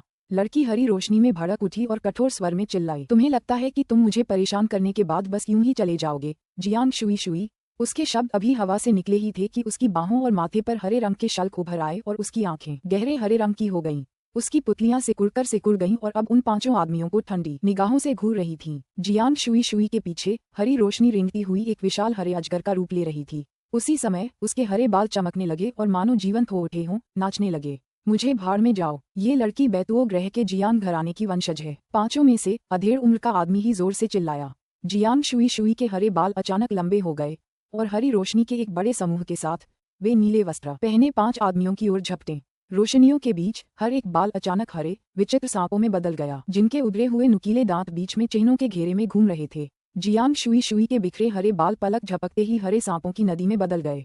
अध्याय 475 आपसी अविश्वास। अनुवादक एंडलेस फैंटेसी अनुवाद संपादक एंडलेस फैंटेसी अनुवाद। उसी क्षण रेंगते हुए सांपों की एक घनी कतार ने हवा में हर जगह को भर दिया, जिससे लगभग आधा खुला आसमान छा गया। सभी सांपों ने अपने जबड़े पूरे खोल रखे थे, अपने भयानक नुकीले दांतों को छोड़कर, जो भयावह लग रहे थे, और फिर उनमें से हर एक उन 5 धुंधले वस्त्र पहने आदमियों की ओर झपटा। इससे भी अधिक डरावनी बात ये थी कि इनमें से प्रत्येक हरे वाइपर से जियान तियान स्तर की आभा निकलती थी, जबकि कुछ तो पृथ्वी स्तर के भी करीब थे। 5 को यकीन नहीं हो रहा था कि हालात इतने बुरे कैसे हो गए। अगर ये सांप हजारों लाखों की संख्या में न होते तो कोई खास समस्या नहीं बनते। कोई भी इस स्थिति को एक नज़र देखकर और स्वाभाविक रूप से और सही भी उन पर सीधा हमला करने से बाज आ जाता। अरे भागो! नीले वस्त्र पहने अधेड़ उम्र के आदमी ने डर से चीख मारी और उसकी पहले की बर्फीली नीली आभा अचानक वापस उसके पास लौट आई और एक कोट का रूप ले लिया जिसने उसे सिर से पैर तक लपेट लिया और वह भागने की कोशिश में दूर की ओर भागा। उसके समूह के बाकी सदस्य भी जन्मजात भय और सदमे के कारण लड़ने की इच्छा खो चुके थे। पल भर में उनमें से हर एक ने लाखों विशालकाय वाइपरों के सैलाब से बचने की कोशिश करते हुए अपने शरीर को सुरक्षा कवच के रूप में लपेटने के लिए बर्फीली ठंडी आभा का आह्वान किया। बहुत देर हो चुकी है। इस संक्षिप्त टिप्पणी के बाद एक ठंडी हंसी निकली और जियांग शुई शुई की आंखों में एक अजीब सी हरी चमक चमक उठी। वाइपरों का सैलाब और भी तेजी से उमड़ पड़ा, मानो कोई गुस्सैल भूखी लहर अपने शिकार को निगलने के लिए बेताब हो। पलक झपकते ही वाइपर अपने पैरों पर खड़े हो गए। हवा में अनगिनत सांपों के काटने की कान फाड़ देने वाली आवाजें गूंज रही थीं। नीले वस्त्रधारी आदमियों ने आखिरी क्षण में अपने शरीर के हर हिस्से से एक ठंडी आभा का घना झोंका छोड़ा था। उनके आखिरी प्रयास से कुछ सांपों को तो मार गिराया गया, लेकिन उसकी तुलना में ये समुद्र से चम्मच से पानी निकालने जैसा था। सांपों की बाढ़ ने उन्हें डुबो दिया। नीले वस्त्रधारी आदमियों के ऊपर सांपों की एक परत, फिर पिछली परत के ऊपर सांपों की एक और परत, और इसी तरह सांपों की भारी संख्या और उनकी धीमी आवाज के बावजूद पीड़ितों के गले से निकलने वाली दर्दनाक चीखें सुनी जा सकती थीं, जो हमेशा के लिए खामोश हो गईं। युद्ध से कुछ ही दूरी पर एक चट्टान के पीछे छिपकर शीम्यू ने तेजी से सांस ली। जियांग शुई शुई की आंखें रास्ते में कई बार कैसे बदली थीं, ये देखकर वह सहज ही बहुत सतर्क हो गया था। जियांग शुई शुई ने अपना हाथ उठाया। अनगिनत रेंगते हुए वाइपर चकाचौंध कर देने वाली हरी रोशनी में चमक उठे, फिर अपने कदम पीछे खींचने लगे और उसके सिर पर हरे बालों का एक गुच्छा बनकर लौट आए। उसके माथे पर झुर्रियां और उसकी जैद हरे रंग की आंखें पीछे हटती हुई एक ऐसा चेहरा सामने आया जो पहले की तुलना में थोड़ा पीला था। जिस स्थान पर विशाल सांपों की बाढ़ ने अपने शिकारों को निगल लिया था, वहां केवल 5 किंग शान आदेश ही बचे थे। शी तो, ये औरत कोई मजाक नहीं है। मेरा मतलब है, उसने जो गुप्त तकनीक इस्तेमाल की, उसे तो देखो। यह अपने दुश्मन पर करोड़ों सैनिकों को छोड़ने से बिल्कुल अलग नहीं है। कई ने शी म्यू से मानसिक रूप से कहा। शी म्यू ने सिर हिलाया। मैं मानता हूँ, लड़की एक कठिन दुश्मन है, लेकिन उसकी गुप्त तकनीक में एक समस्या है। इसमें उसकी बहुत ऊर्जा खर्च होती है, इसलिए वह इसे लंबे समय तक इस्तेमाल नहीं कर सकती। जब से उसने चीनीजी जैसे लोगों से मुलाकात की थी, तब से शी म्यू को किंग लैन पवित्र संप्रदाय में शामिल होने के वास्तविक प्रतिद्वंद्वियों के बारे में अधिक ठोस विचार था। जियांग शुई शुई की शक्ति चौंकाने वाली और विनाशकारी हो सकती है, लेकिन यह वास्तव में उसे आश्चर्यचकित नहीं करता था कि उसके पास इतनी गहराई हो सकती है। अपने मन में उस विचार को घूमते हुए शी म्यू चुपचाप एकांत स्थान की ओर मुड़ गया। अचानक हवा के आर पार होने की ध्वनि उसके कानों में गूंजी, जब ऊपर से एक हरे रंग की तलवार की किरण उसकी ओर गिर रही थी। शी म्यू का चेहरा काला पड़ गया, उसका शरीर धुंधला हो गया और उसने हमले को टाल दिया। छी! हरी तलवार की किरण उस जगह पर पड़ी जहां वह कुछ मिलीसेकंड पहले खुशी से था, जिससे धरती पर एक गहरा गड्ढा बन गया और साथ ही वह पत्थर भी 2 हिस्सों में बंट गया जिसके पीछे वह छिपा था। तभी उसकी आंखों के कोने से एक धुंधली सी आकृति दिखाई दी और जियांग शुई शुई अपने हरे बालों के साथ एक प्रेत की तरह शी म्यू के सामने प्रकट हुई। उसकी हरी प्राचीन तलवार की नोक पहले से ही पृथ्वी की ओर इशारा कर रही थी, जबकि उसकी धार ने उसका रास्ता रोक रखा था। शी म्यू ने भौहें चढ़ाईं और उसे घूरने लगा। लड़की की त्वचा चीनी मिट्टी की तरह गोरी थी, जो उसके नाजुक तराशे हुए चेहरे पर 4 चांद लगा रही थी। हालांकि पिछली लड़ाई की मार के कारण वह पहले से कहीं ज्यादा बीमार और पीली दिख रही थी, फिर भी इसने उसके पूरे व्यक्तित्व पर एक अजीब सा आकर्षण पैदा कर दिया था। एकमात्र चीज जो किसी को भी उसके पास जाने से रोक सकती थी, वह थी उसकी वही बर्फीली उदासी जो उसने पूरे समय धारण की हुई थी। एक ऐसी ठंडी अभिव्यक्ति जो किसी के चेहरे पर दरवाजा बंद करने के समान थी। उसने खूबसूरत लेकिन भावहीन आंखों से शी म्यू को घूरा। तुम यहाँ बहुत देर से चुपचाप छिपे हुए हो, है ना? उन पुराने बदमाशों से दोस्ती? शी म्यू ने थोड़ी झुंझलाहट के साथ आह भरी। इस नीच व्यक्ति को गलत मत समझो, संप्रदाय के सदस्य जियांग। मैं उन्हें नहीं जानता, मैं यहाँ सिर्फ संयोगवश आया था। रुको, मैं तुम्हें जानती हूँ। तुम वही इंसान हो जिसे भटकते सवाना में ले जाया गया था। शी म्यू को देखते हुए उसे कुछ याद आया और उसका स्वर थोड़ा ढीला पड़ गया। ये हमारे लिए सम्मान की बात है कि आप उस नीच आदमी को तब से याद रखते हैं। अब, जैसा कि शी म्यू ने कहा था, वह सिर्फ संयोग से यहाँ था जब आप उन आदमियों के समूह से लड़ रहे थे। इस नीच आदमी का कभी भी दखल देने का इरादा नहीं था, शी म्यू ने सीधे कहा। अब, अगर आप उसे माफ कर दें। माफ कीजिए, बस यूं ही। जियांग शुई शुई ने उसे परखा और अपनी तलवार को थोड़ा धमकी भरे अंदाज में घुमाया, हालांकि उसका स्वर थोड़ा शांत था। मैं तुम्हें तभी जाने दूंगी जब तुम अपने वाटरी वॉल्ट हेवन ज़ेड को कुचल दोगे और अपना किंग शान ऑर्डर पीछे छोड़ दोगे। उसके शब्दों से शी म्यू की पुतलियां थोड़ी से उड़ गईं। उनका चेहरा गहरा हो गया और उन्होंने धीरे से कहा, संप्रदाय के सदस्य जियांग, इस तरह की टिप्पणी करने से इस नीच व्यक्ति को आश्चर्य हो रहा है कि क्या आपने वास्तव में उसे कमजोर और आपसे लड़ने में असमर्थ समझा है। क्या आप इसे कठिन तरीके से करना चाहते हैं?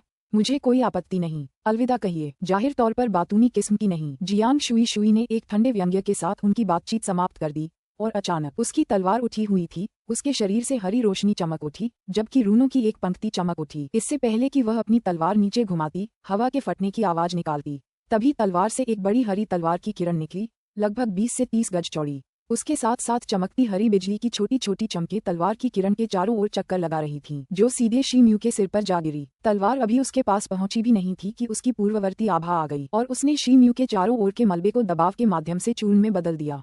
हाँ, शी म्यू ने युद्ध का नारा लगाया और उसका शरीर लाल रोशनी के एक विस्फोट में चमक उठा और फिर उसकी एक एक बूंद उसकी बाईं बाह में समा गई। उस चकाचौंध कर देने वाली लाल रोशनी के नीचे उसकी बाईं बाह से शक्ति का एक भयावह उभार निकला। उसने फिर से चीख मारी और अपनी बाईं बाह को आगे की ओर घुमाकर हरी तलवार की किरण की दिशा में घुमाया। उसकी मुट्ठी से एक विशाल स्पष्ट मृग तृष्णा निकली और उसके विपरीत प्रहार पर जोरदार प्रहार हुआ, जिसके परिणामस्वरूप जोरदार बूम की आवाज हुई। ऐसा लग रहा था जैसे आसमान में बिजली गिर गई हो। हरा और लाल रंग अपने अपने तूफान में बदल गए, एक दूसरे को एक तरफ धकेल रहे थे और कई गज के दायरे में हर आकार के पेड़ उनके तूफान से वहीं उखड़ गए। इतना ही नहीं, पत्थर भी हवा में पत्तों की तरह अपनी जगह से उड़ रहे थे, कुछ तो हवा में ही टूटकर बिखर गए। शी म्यू के शरीर पर लाल चमक बेतरतीब ढंग से झिलमिला रही थी, क्योंकि उसके पैर थोड़ा पीछे की ओर धंस रहे थे, फिर वह स्थिर हो गया। इस बीच जियांग शुई को उससे ज्यादा जोर से चोट लगी थी। उसे लगभग 7-8 कदम पीछे हटना पड़ा, तब जाकर उसने अपनी प्राचीन तलवार की नोक जमीन पर टिकाकर अपने शरीर को सहारा दिया। यह एक बहुत ही संक्षिप्त क्षण था, लेकिन उसके पीले गालों पर लालिमा की एक छाया उभर आए। इससे पहले कि वह पूरी तरह से गायब हो जाए, वह इसे स्वीकार नहीं करेगी, लेकिन उसे शी म्यू के पलटवार से काफी झटका लगा। अच्छा, उसने शी म्यू को थोड़ा अलग नजर से देखते हुए कहा, मुझे उम्मीद नहीं थी कि तुम इतने चुनौतीपूर्ण होगे। कोई बात नहीं, एक और लो। उसने एक हल्की चीख मारी और अपने हाथ में पकड़ी हरी प्राचीन तलवार उछाल दी। तलवार लगभग 4-5 गज लंबी एक बड़ी तलवार में बदल गई, जो हवा में थोड़ा घूमकर एक हरे अर्धचंद्राकार आकार ले लिया और फिर शी म्यू पर गिर पड़ी। यह इतनी तेज थी मानो बिजली चमक रही हो। पलक झपकते ही यह शी म्यू के सिर के ऊपर तक पहुंच गई। जियांग शुई ने एक हाथ से संकेत किया और फिर दूसरे हाथ की तर्जनी उंगली को उसकी ओर इशारा करते हुए आगे बढ़ाया। हरे रंग का अर्धचंद्र एक चमकदार रोशनी में फट गया, जैसे ब्लेड के हर किनारे से जानलेवा इरादे का एक भयानक रूप फूट पड़ा। यह नीचे की ओर गिरता गया और जब भी यह आगे बढ़ता, शून्य पर एक हरा निशान बनाता।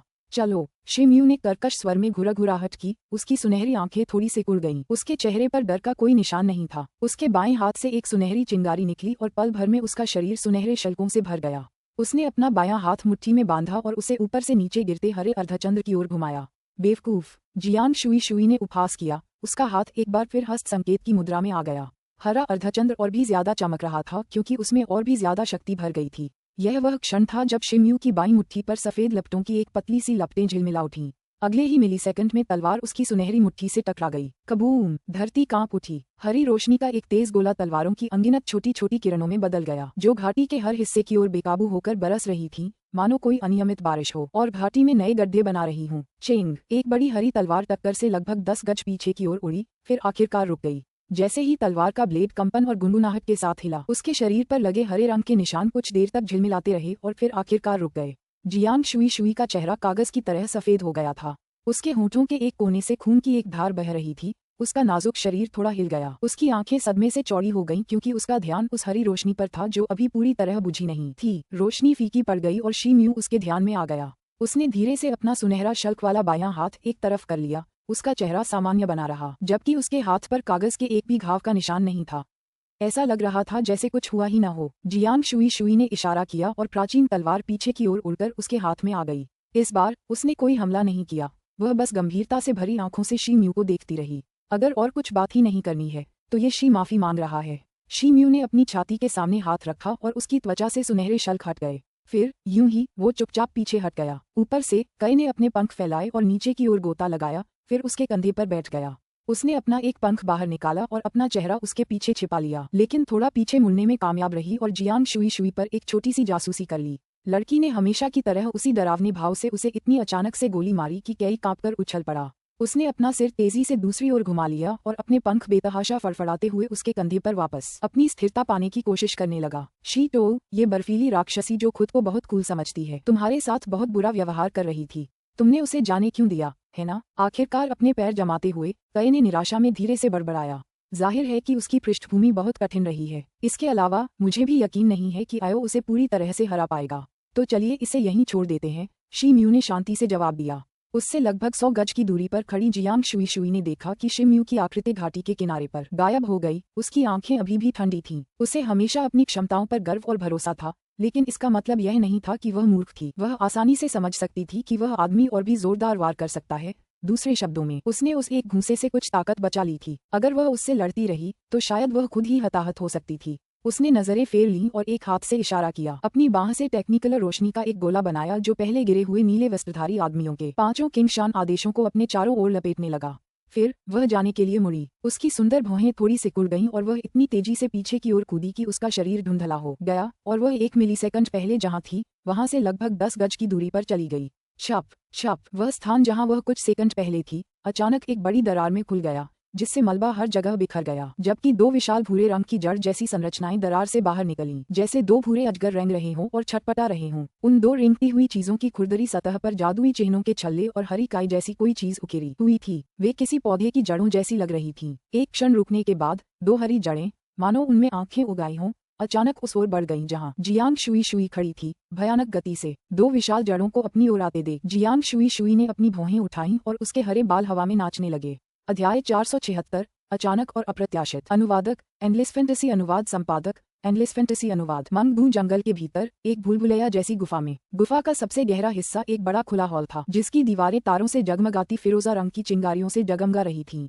हॉल के बीचों बीच एक गहरी अथाह झील थी जिसके किनारों पर बाएं और दाएं दोनों तरफ 2 विशालकाय जानवर एक घर जितने बड़े पीठ के बल लेटे हुए थे। उनके बीच की दूरी सिर्फ 10 गज के आसपास थी। दोनों जानवरों के चेहरे एक जैसे थे, दोनों के सिर नर शेर जैसे थे। पूरा शरीर गहरे लाल रंग के फर से ढका था, लेकिन चेहरा इंसान जैसा था। उनकी पूंछ बिच्छुओं जैसी डंक जैसी थी, लगभग 2-3 गज लंबी, जो अब जमीन पर धीरे से टिकी हुई थीं। गौर से देखने पर पता चलता कि इन जानवरों के पूरे शरीर पर गहरे जख्म थे। ये जख्म इसलिए पहचानना मुश्किल था क्योंकि ये उनके गहरे लाल रंग के फर से छिपे हुए थे। दरअसल उनके जख्मों से बहता खून बहुत पहले ही सूख चुका था, जबकि उनके विशाल सिरों पर एक बड़ा सा चीरा लगा हुआ था। यह इस बात का संकेत था कि उनके दानव नाभिक छीन लिए गए थे। इन दोनों जानवरों के इर्द गिर्द 3 जवान खड़े थे। उनके कपड़े भी खून से सने हुए थे, लेकिन कोई नहीं बता पा रहा था कि यह उनका खून था या उनके शिकार का। खैर, बसंत सफाई के लिए बस इतना ही। अब जब तक इस अवधि के बाकी समय में कोई अप्रत्याशित घटना नहीं घटती, हम तीनों इस परीक्षा के अंत तक किंगलैंड पवित्र संप्रदाय में शामिल होने के लिए बाध्य हैं। तीनों में से एक व्यक्ति, जिसकी त्वचा पीली हरी थी और जिसने सफेद वस्त्र पहना हुआ था, जमीन के पास दुबक कर बोला, मैं असहमत हूँ संप्रदाय के सदस्य कियो। मैंने जो सुना है उसके अनुसार किंगलैंड पवित्र संप्रदाय में शामिल होने के इच्छुक उम्मीदवारों की संख्या पहले से कहीं ज्यादा है और उनमें से कई प्रतिष्ठित शक्तिशाली परिवारों के प्रतिभाशाली लोग हैं। एक बफ डेमन ने खड़े होकर अपने हाथों को पीठ के पीछे क्रॉस करके कहा, अगर हम समय के साथ नहीं दौड़े तो हम पहले 108 में से अपनी जगह खो सकते हैं। अरे तुम दोनों को अपनी बकबक बंद करो और इन वृश्चिक स्फिंक्स से निपटो यार। इनका हर अंग एक दुर्लभ वस्तु है जो बस तारीफ के काबिल है यारों। सच में, अगर तुम इन्हें नहीं ले सकते तो नाराज मत होना अगर मेरे पास ये सब हो भी जाएं। उनकी बातचीत में सबसे आखिर में एक हट्टा कट्टा 4 भुजाओं वाला आदमी आया। अब वह बाईं ओर वाले जानवर में से कुछ ढूंढ रहा था। कृपया, एक बार जब आप किंगलैंड में शामिल हो जाएंगे तो ये सामग्रियां कुछ भी नहीं मानी जाएंगी। हरे चमड़ी वाले आदमी ने सपाट उत्तर दिया, लेकिन फिर भी वह खड़ा हो गया और सही जानवर की ओर चल पड़ा। वह अभी उस विशालकाय जानवर के करीब पहुंचा ही था कि अचानक उसका शरीर कांप उठा। ये क्या बकवास था? क्या ये राजा बिच्छू स्फिंक्स अभी भी जिंदा है? हरे रंग की चमड़ी वाले आदमी ने घबराकर तुरंत लहरदार ब्लेड वाले 2 क्रिस जैसे हथियार निकाल लिए। मुझे लगता है कि तुम्हारी आंखें ही तुम्हें धोखा दे रही हैं, भूरे दानव ने बिना किसी प्रभाव के मुंह बनाकर जवाब दिया। नीले रंग के साथ वह दाईं ओर वाले जानवर के पास आ गया और उसे भी देखने के लिए झुकने लगा। तभी कुछ अजीब हुआ। जानवर के शरीर से एक विस्फोटक फर निकला और अचानक उसके शरीर से एक बड़ा सा गड्ढा फट गया। वहां जादुई चिन्हों और हरी काई से बनी एक बड़ी भूरी जड़ बिजली की तरह उसके शरीर से बाहर निकली और सीधे उस बफ दानव पर निशाना साधा। क्या बकवास है? बफ दानव ने बहुत तेजी से प्रतिक्रिया दी। उसकी भुजाएं धुंधली हो गईं और किसी तरह 2 विशाल चेले में बदल गईं। एक हल्की सी सिहरन के साथ, गड़गड़ाहट की आवाजों के साथ चांदी की रोशनी की सघन किरणें उस जोड़ी से फूट पड़ीं और सीधे उस विशाल भूरी जड़ पर जा लगीं।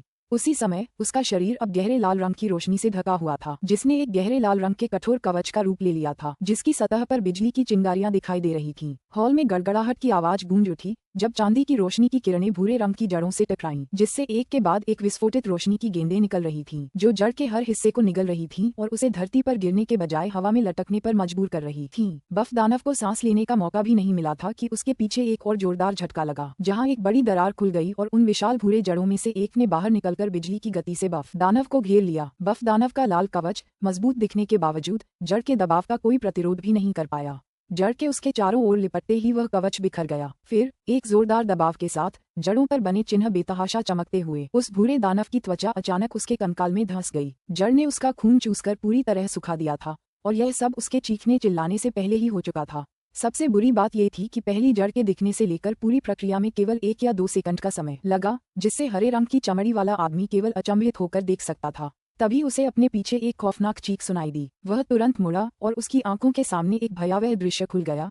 वह चतुर्भुज हट्टा कट्टा जो खुशी खुशी राजा स्कॉर्पियो स्फिंक्स के अंगों को काट रहा था, अब 2 विशाल जड़ों से हवा में ऊंचा उठ गया था। वह पूरी तरह से जड़ों से लिपटा हुआ था, सिर्फ एक ही सिर बाहर था। 2 जड़ों ने एक छोटी सी आकृति को, जो खाल में लिपटे कंकालों की तरह निर्जल अवस्था में थी, उनके चंगुल से आजाद कर दिया। 4 भुजाओं वाले उस आदमी का भी 1 मिलीसेकंड में सारा खून चूस लिया गया, जिससे वह सीधे मौत के दरवाजे पर पहुंच गया। फुश फुश 2 भूरे जड़ जो दानव जाति को सूखा पी रहे थे, बदकिस्मत तिकड़ी के आखिरी आदमी की ओर झपटे। घबराए हुए हरे चमड़े वाले आदमी के विचित्र हथियार बेतरतीब ढंग से चमकने लगे और तलवारों की किरणों की तरह चापों के बाद चापों से दोनों जड़ों की ओर बढ़ने लगे। उसी समय उसका शरीर हवा में उछल गया और गुफा के बाहर निकलने के लिए पीछे की ओर उछलता हुआ दूर तक चला गया। पत्तों पर गिरती बारिश जैसी आवाजें गूंज रही थीं। ये तलवार की किरणें विशाल जड़ों पर ज्यादा से ज्यादा यही कर सकती थीं। किरणें टिमटिमा रही थीं और खतरनाक तरीके से टिमटिमा रही थीं, लेकिन जड़ों पर बस कुछ हल्के घाव ही छोड़ पा रही थीं। हालांकि इससे जड़ें कुछ देर के लिए स्तब्ध हो जाती थीं। हरे रंग की चमड़ी वाले आदमी ने खरीदा हुआ समय झपट लिया। वह गुफा से बाहर निकलने की ओर दौड़ा, जब तक कि कुछ ही गज की दूरी पर उसकी अपनी वाटरी वॉल्ट हेवन जेड पहले से ही उसकी मुट्ठी में मजबूती से आ चुकी थी। बस थोड़ा सा और वो इससे आजाद हो जाएगा। तभी गुफा के बाहर अचानक से गड़गड़ाहट की आवाज आई और 2 विशाल जड़ें दीवारों से बाहर निकल रही थीं, जैसे अजगर अपने शिकार की प्रतीक्षा कर रहे हों। हरे रंग की चमड़ी वाले आदमी के पीछे हवा में 5 जड़ों की भयानक आवाजें गूंज रही थीं, जो एक साथ उसकी ओर दौड़ रही थीं। हरे रंग की चमड़ी वाले आदमी ने अपने होंठ काटे और हाथ में रखे जेड को कुचल दिया। जेड से और उसकी उंगलियों से पानी की धार फूट पड़ी, लेकिन वह उसे बिल्कुल भी नहीं घेरे रहा था, बल्कि गुफा के निकास द्वार के पास की जड़ों ने किसी तरह पानी को अपने अंदर खींच लिया। उस आदमी के चेहरे पर एक खामोश चीख थी, जो उसके जीवित रहने की एकमात्र उम्मीद के टूट जाने की ओर इशारा कर रही थी। मंगू जंगल के एक दूसरे हिस्से में ऊंचे ऊंचे पेड़ों की चोटी पर अलग अलग रूप रंग और शारीरिक बनावट वाले 7-8 दानव जाति के युवकों का एक समूह मंडरा रहा था। हर कोई हवा में रहने की अपनी अपनी तकनीक का इस्तेमाल करते हुए उसी दिशा में दौड़ रहा था। उन सभी के चेहरे पर घबराहट का भाव था। उनके शरीर से रंग बिरंगी रोशनियां निकल रही थीं और वे अपने गंतव्य की ओर तेजी से बढ़ने की कोशिश कर रहे थे। उनके पैरों के पीछे दुम दबाए हवा में 10 विशाल भयावह भूरी जड़ें भरी हुई थीं, जो आशा को कुचलने वाली गति से उनका लगातार पीछा कर रही थीं। जब भी उनमें से कोई थोड़ा भी धीमा होता तो उसे एक या कई जड़ों के घातक आलिंगन में फंसकर दंडित किया जाता और फिर एक पल में उनका खून और सत्व चूसकर उन्हें छोड़ दिया जाता।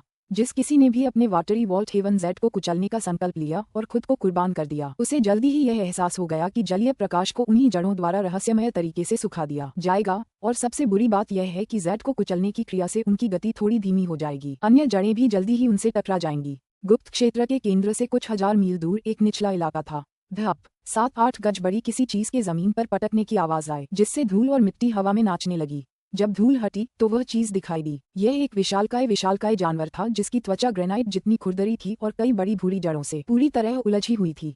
पास ही एक मानव जैसा प्राणी अपने आधे शरीर में उलझी उन्हीं जड़ों के चंगुल से जूझ रहा था। दोनों को धीरे धीरे जड़ों से दफनाया जा रहा था, लेकिन उनमें से किसी ने भी संघर्ष करना बंद नहीं किया था। बहरहाल उनकी किस्मत तो तय हो चुकी थी। जड़ों की सतह पर चमकती हुई रेखाओं के साथ विशाल जानवर और मानव जैसा प्राणी दोनों ही कुछ ही सेकंड में सिकुड़कर सूख गए। पलक झपकते ही उनकी जिंदगी पूरी तरह से खत्म हो गई। तृप्त होकर जड़ों ने उन्हें एक तरफ फेंक दिया। उनकी सतह पर बने चिन्ह झपकते थे, जैसे उनकी आभा खतरनाक ढंग से ऊपर उठ रही हो, और फिर केचुओं की तरह वे अचानक जमीन में धंस गए और गायब हो गए। गुप्त क्षेत्र के केंद्र से कुछ मील की दूरी पर हर जगह यही होता रहा। इन जड़ों को हजारों महत्वाकांक्षी शिष्यों को एक साथ कुचलने में और फिर अपने शिकारों के खून और सत्व से खुद को जलाने में बस कुछ ही मिनट लगे। मंगू जंगल की गहराई में एक कोमल और सौम्य चेहरे वाला मानव युवक, जिसके बाल बड़े करीने से जूड़े में बंधे थे, स्थिर गति से जंगल को पार कर रहा था। अचानक उसने अपने पैर को हल्के से थपथपाया और धरती से 3 गज से अधिक दूर हवा में उछल गया, जहां वह अचानक फट गया और एक भूरे रंग की जड़ उस घाव से बाहर निकली और उस हवा से टकराई जहां कुछ मिलीसेकंड पहले मानव युवक था। कोमल चेहरे वाला वह युवक हवा में मंडरा रहा था और उसने नीचे की ओर एक नजर डाली। वह एक बड़ी मोटी भूरी जड़ थी, जो धरती के भीतर से किसी एनाकोंडा की तरह रेंगती हुई निकल रही थी। सौम्य चेहरे वाले युवक ने अपने चारों ओर हवा को अपने हाथों में लिया और अचानक उसके हाथ में गहरे नीले रंग की धार वाली एक लंबी तलवार प्रकट हुई, जिसकी धार चमकदार नीली रोशनी में चमक रही थी। फिर युवक ने गोता लगाया और अपनी तलवार को जड़ की ओर घुमाया, जिससे उसकी तलवार से कई गज लंबी नीली रोशनी निकली। पप्पू! नीली रोशनी के एक ही झटके से जड़ 2 टुकड़ों में कट गई। फिर भी मानो 2 हिस्सों में बंटकर उन्हें अपनी जान मिल गई हो। जड़ें उस कोमल चेहरे वाले युवक की ओर बढ़ने से पहले छटपटाती रहीं, जो अभी अभी धीरे से जमीन पर उतरा था। उसी समय युवक के पीछे की धरती फट गई, जिससे 2 भूरे रंग की जड़ें दरारों से बाहर निकलती हुई दिखाई दी, और फिर उनमें से प्रत्येक ने युवक के बगल में एक तरफ जाकर हमला किया। वे पिछली 2 जड़ों के साथ युवक को एक पिंजरे में बंद करने का प्रयास कर रहे थे। युवक का चेहरा सौम्य और तटस्थ बना रहा, जबकि वह तीर की तरह हवा में उछला, आकाश में ऊपर उठा और जड़ों के चंगुल से बच निकला। एक बार फिर अपना निशाना चूकने पर चारों जड़ें सांप जैसी गति से हवा में उछलीं। वे एक दूसरे को आड़े तिरछे बुनते हुए एक जाल सा तानने लगीं और फिर युवक को उसमें फंसा लिया। सौम्य चेहरे वाले युवक के होंठ एक मनोरंजक मुस्कुराहट में कांप उठे और फिर बहुत धीरे से बुदबुदाया, ठहर जाओ। नीली रोशनियां चमक उठीं और उसकी आंखों से निकलकर अंतरिक्ष में लहरों की तरह फैल गईं। पूरा जंगल मानो शांत हो गया हो। नीचे की ओर तैरते हुए पत्ते अचानक हवा में बिना हिले लटक गए। 4 जड़ों से बना विशाल जाल भी बीच में ही रुक गया। ऐसा लग रहा था मानो उस युवक से कई मील दूर के इलाके का समय थम गया हो। सौम्य चेहरे वाले युवक की तलवार उसकी पकड़ से छूटकर जाल को चीरती हुई अपने आप निकल गई। उसके प्रहारों से बनी रोशनी की रेखा एक नीले कमल के फूल की छवि बना रही थी। फिर वह पीछे की ओर झपट्टा मारते हुए उसके हाथ में लौट आए।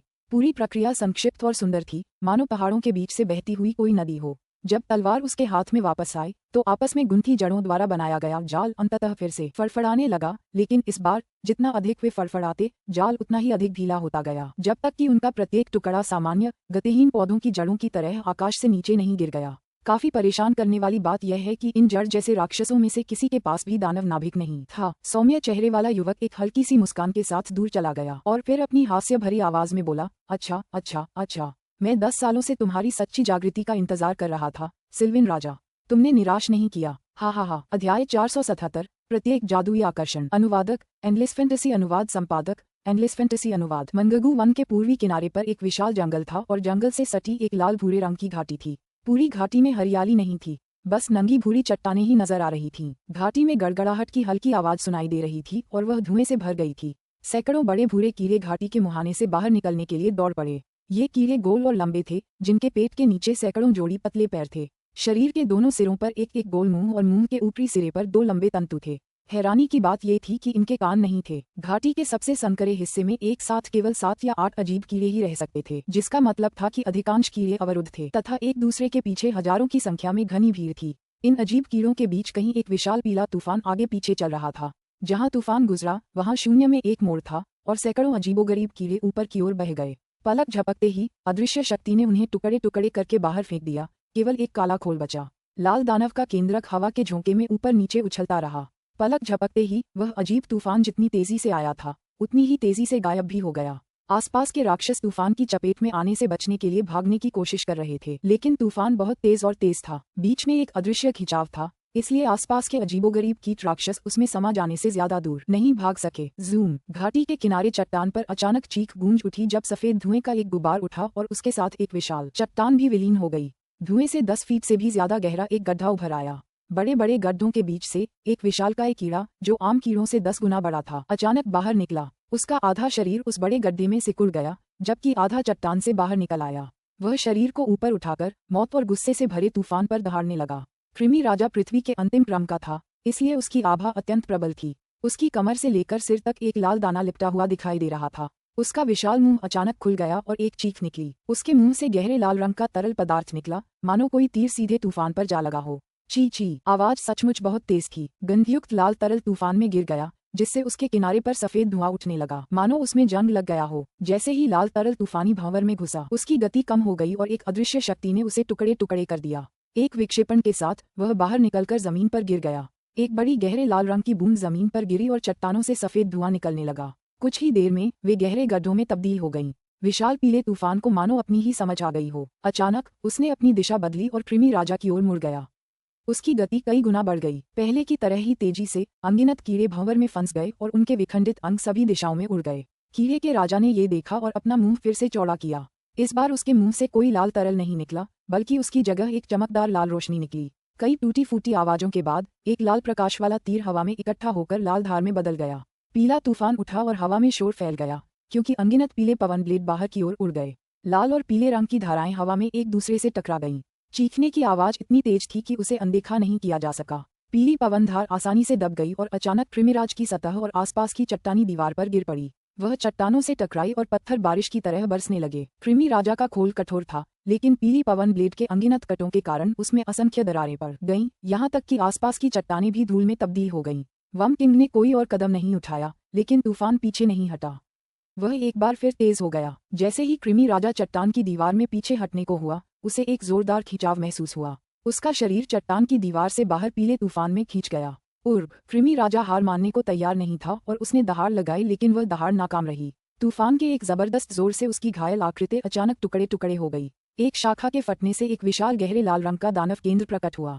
बस एक चमक के साथ वह हवा में गायब हो गया। कृमि राजा के बिना पीला तूफान टूटे हुए बांस की तरह घाटी में और शिकार की तलाश में धंस गया। घाटी से सफलतापूर्वक बच निकलने वाले कुछ विशालकाय कीड़ों को छोड़कर ज्यादातर विशालकाय कीड़े तूफानों की सांस में समा गए और टुकड़े टुकड़े हो गए। काफी देर बाद जब घाटी में विशालकाय कीड़ों की आखिरी लहर नष्ट हो गई, तो अचानक पीला तूफान आया, जिससे दो लंबे आदमी एक दूसरे के बगल में खड़े दिखाई दिए। इन दोनों पुरुषों के सिर नेवले जैसे थे और शरीर मानव जैसे।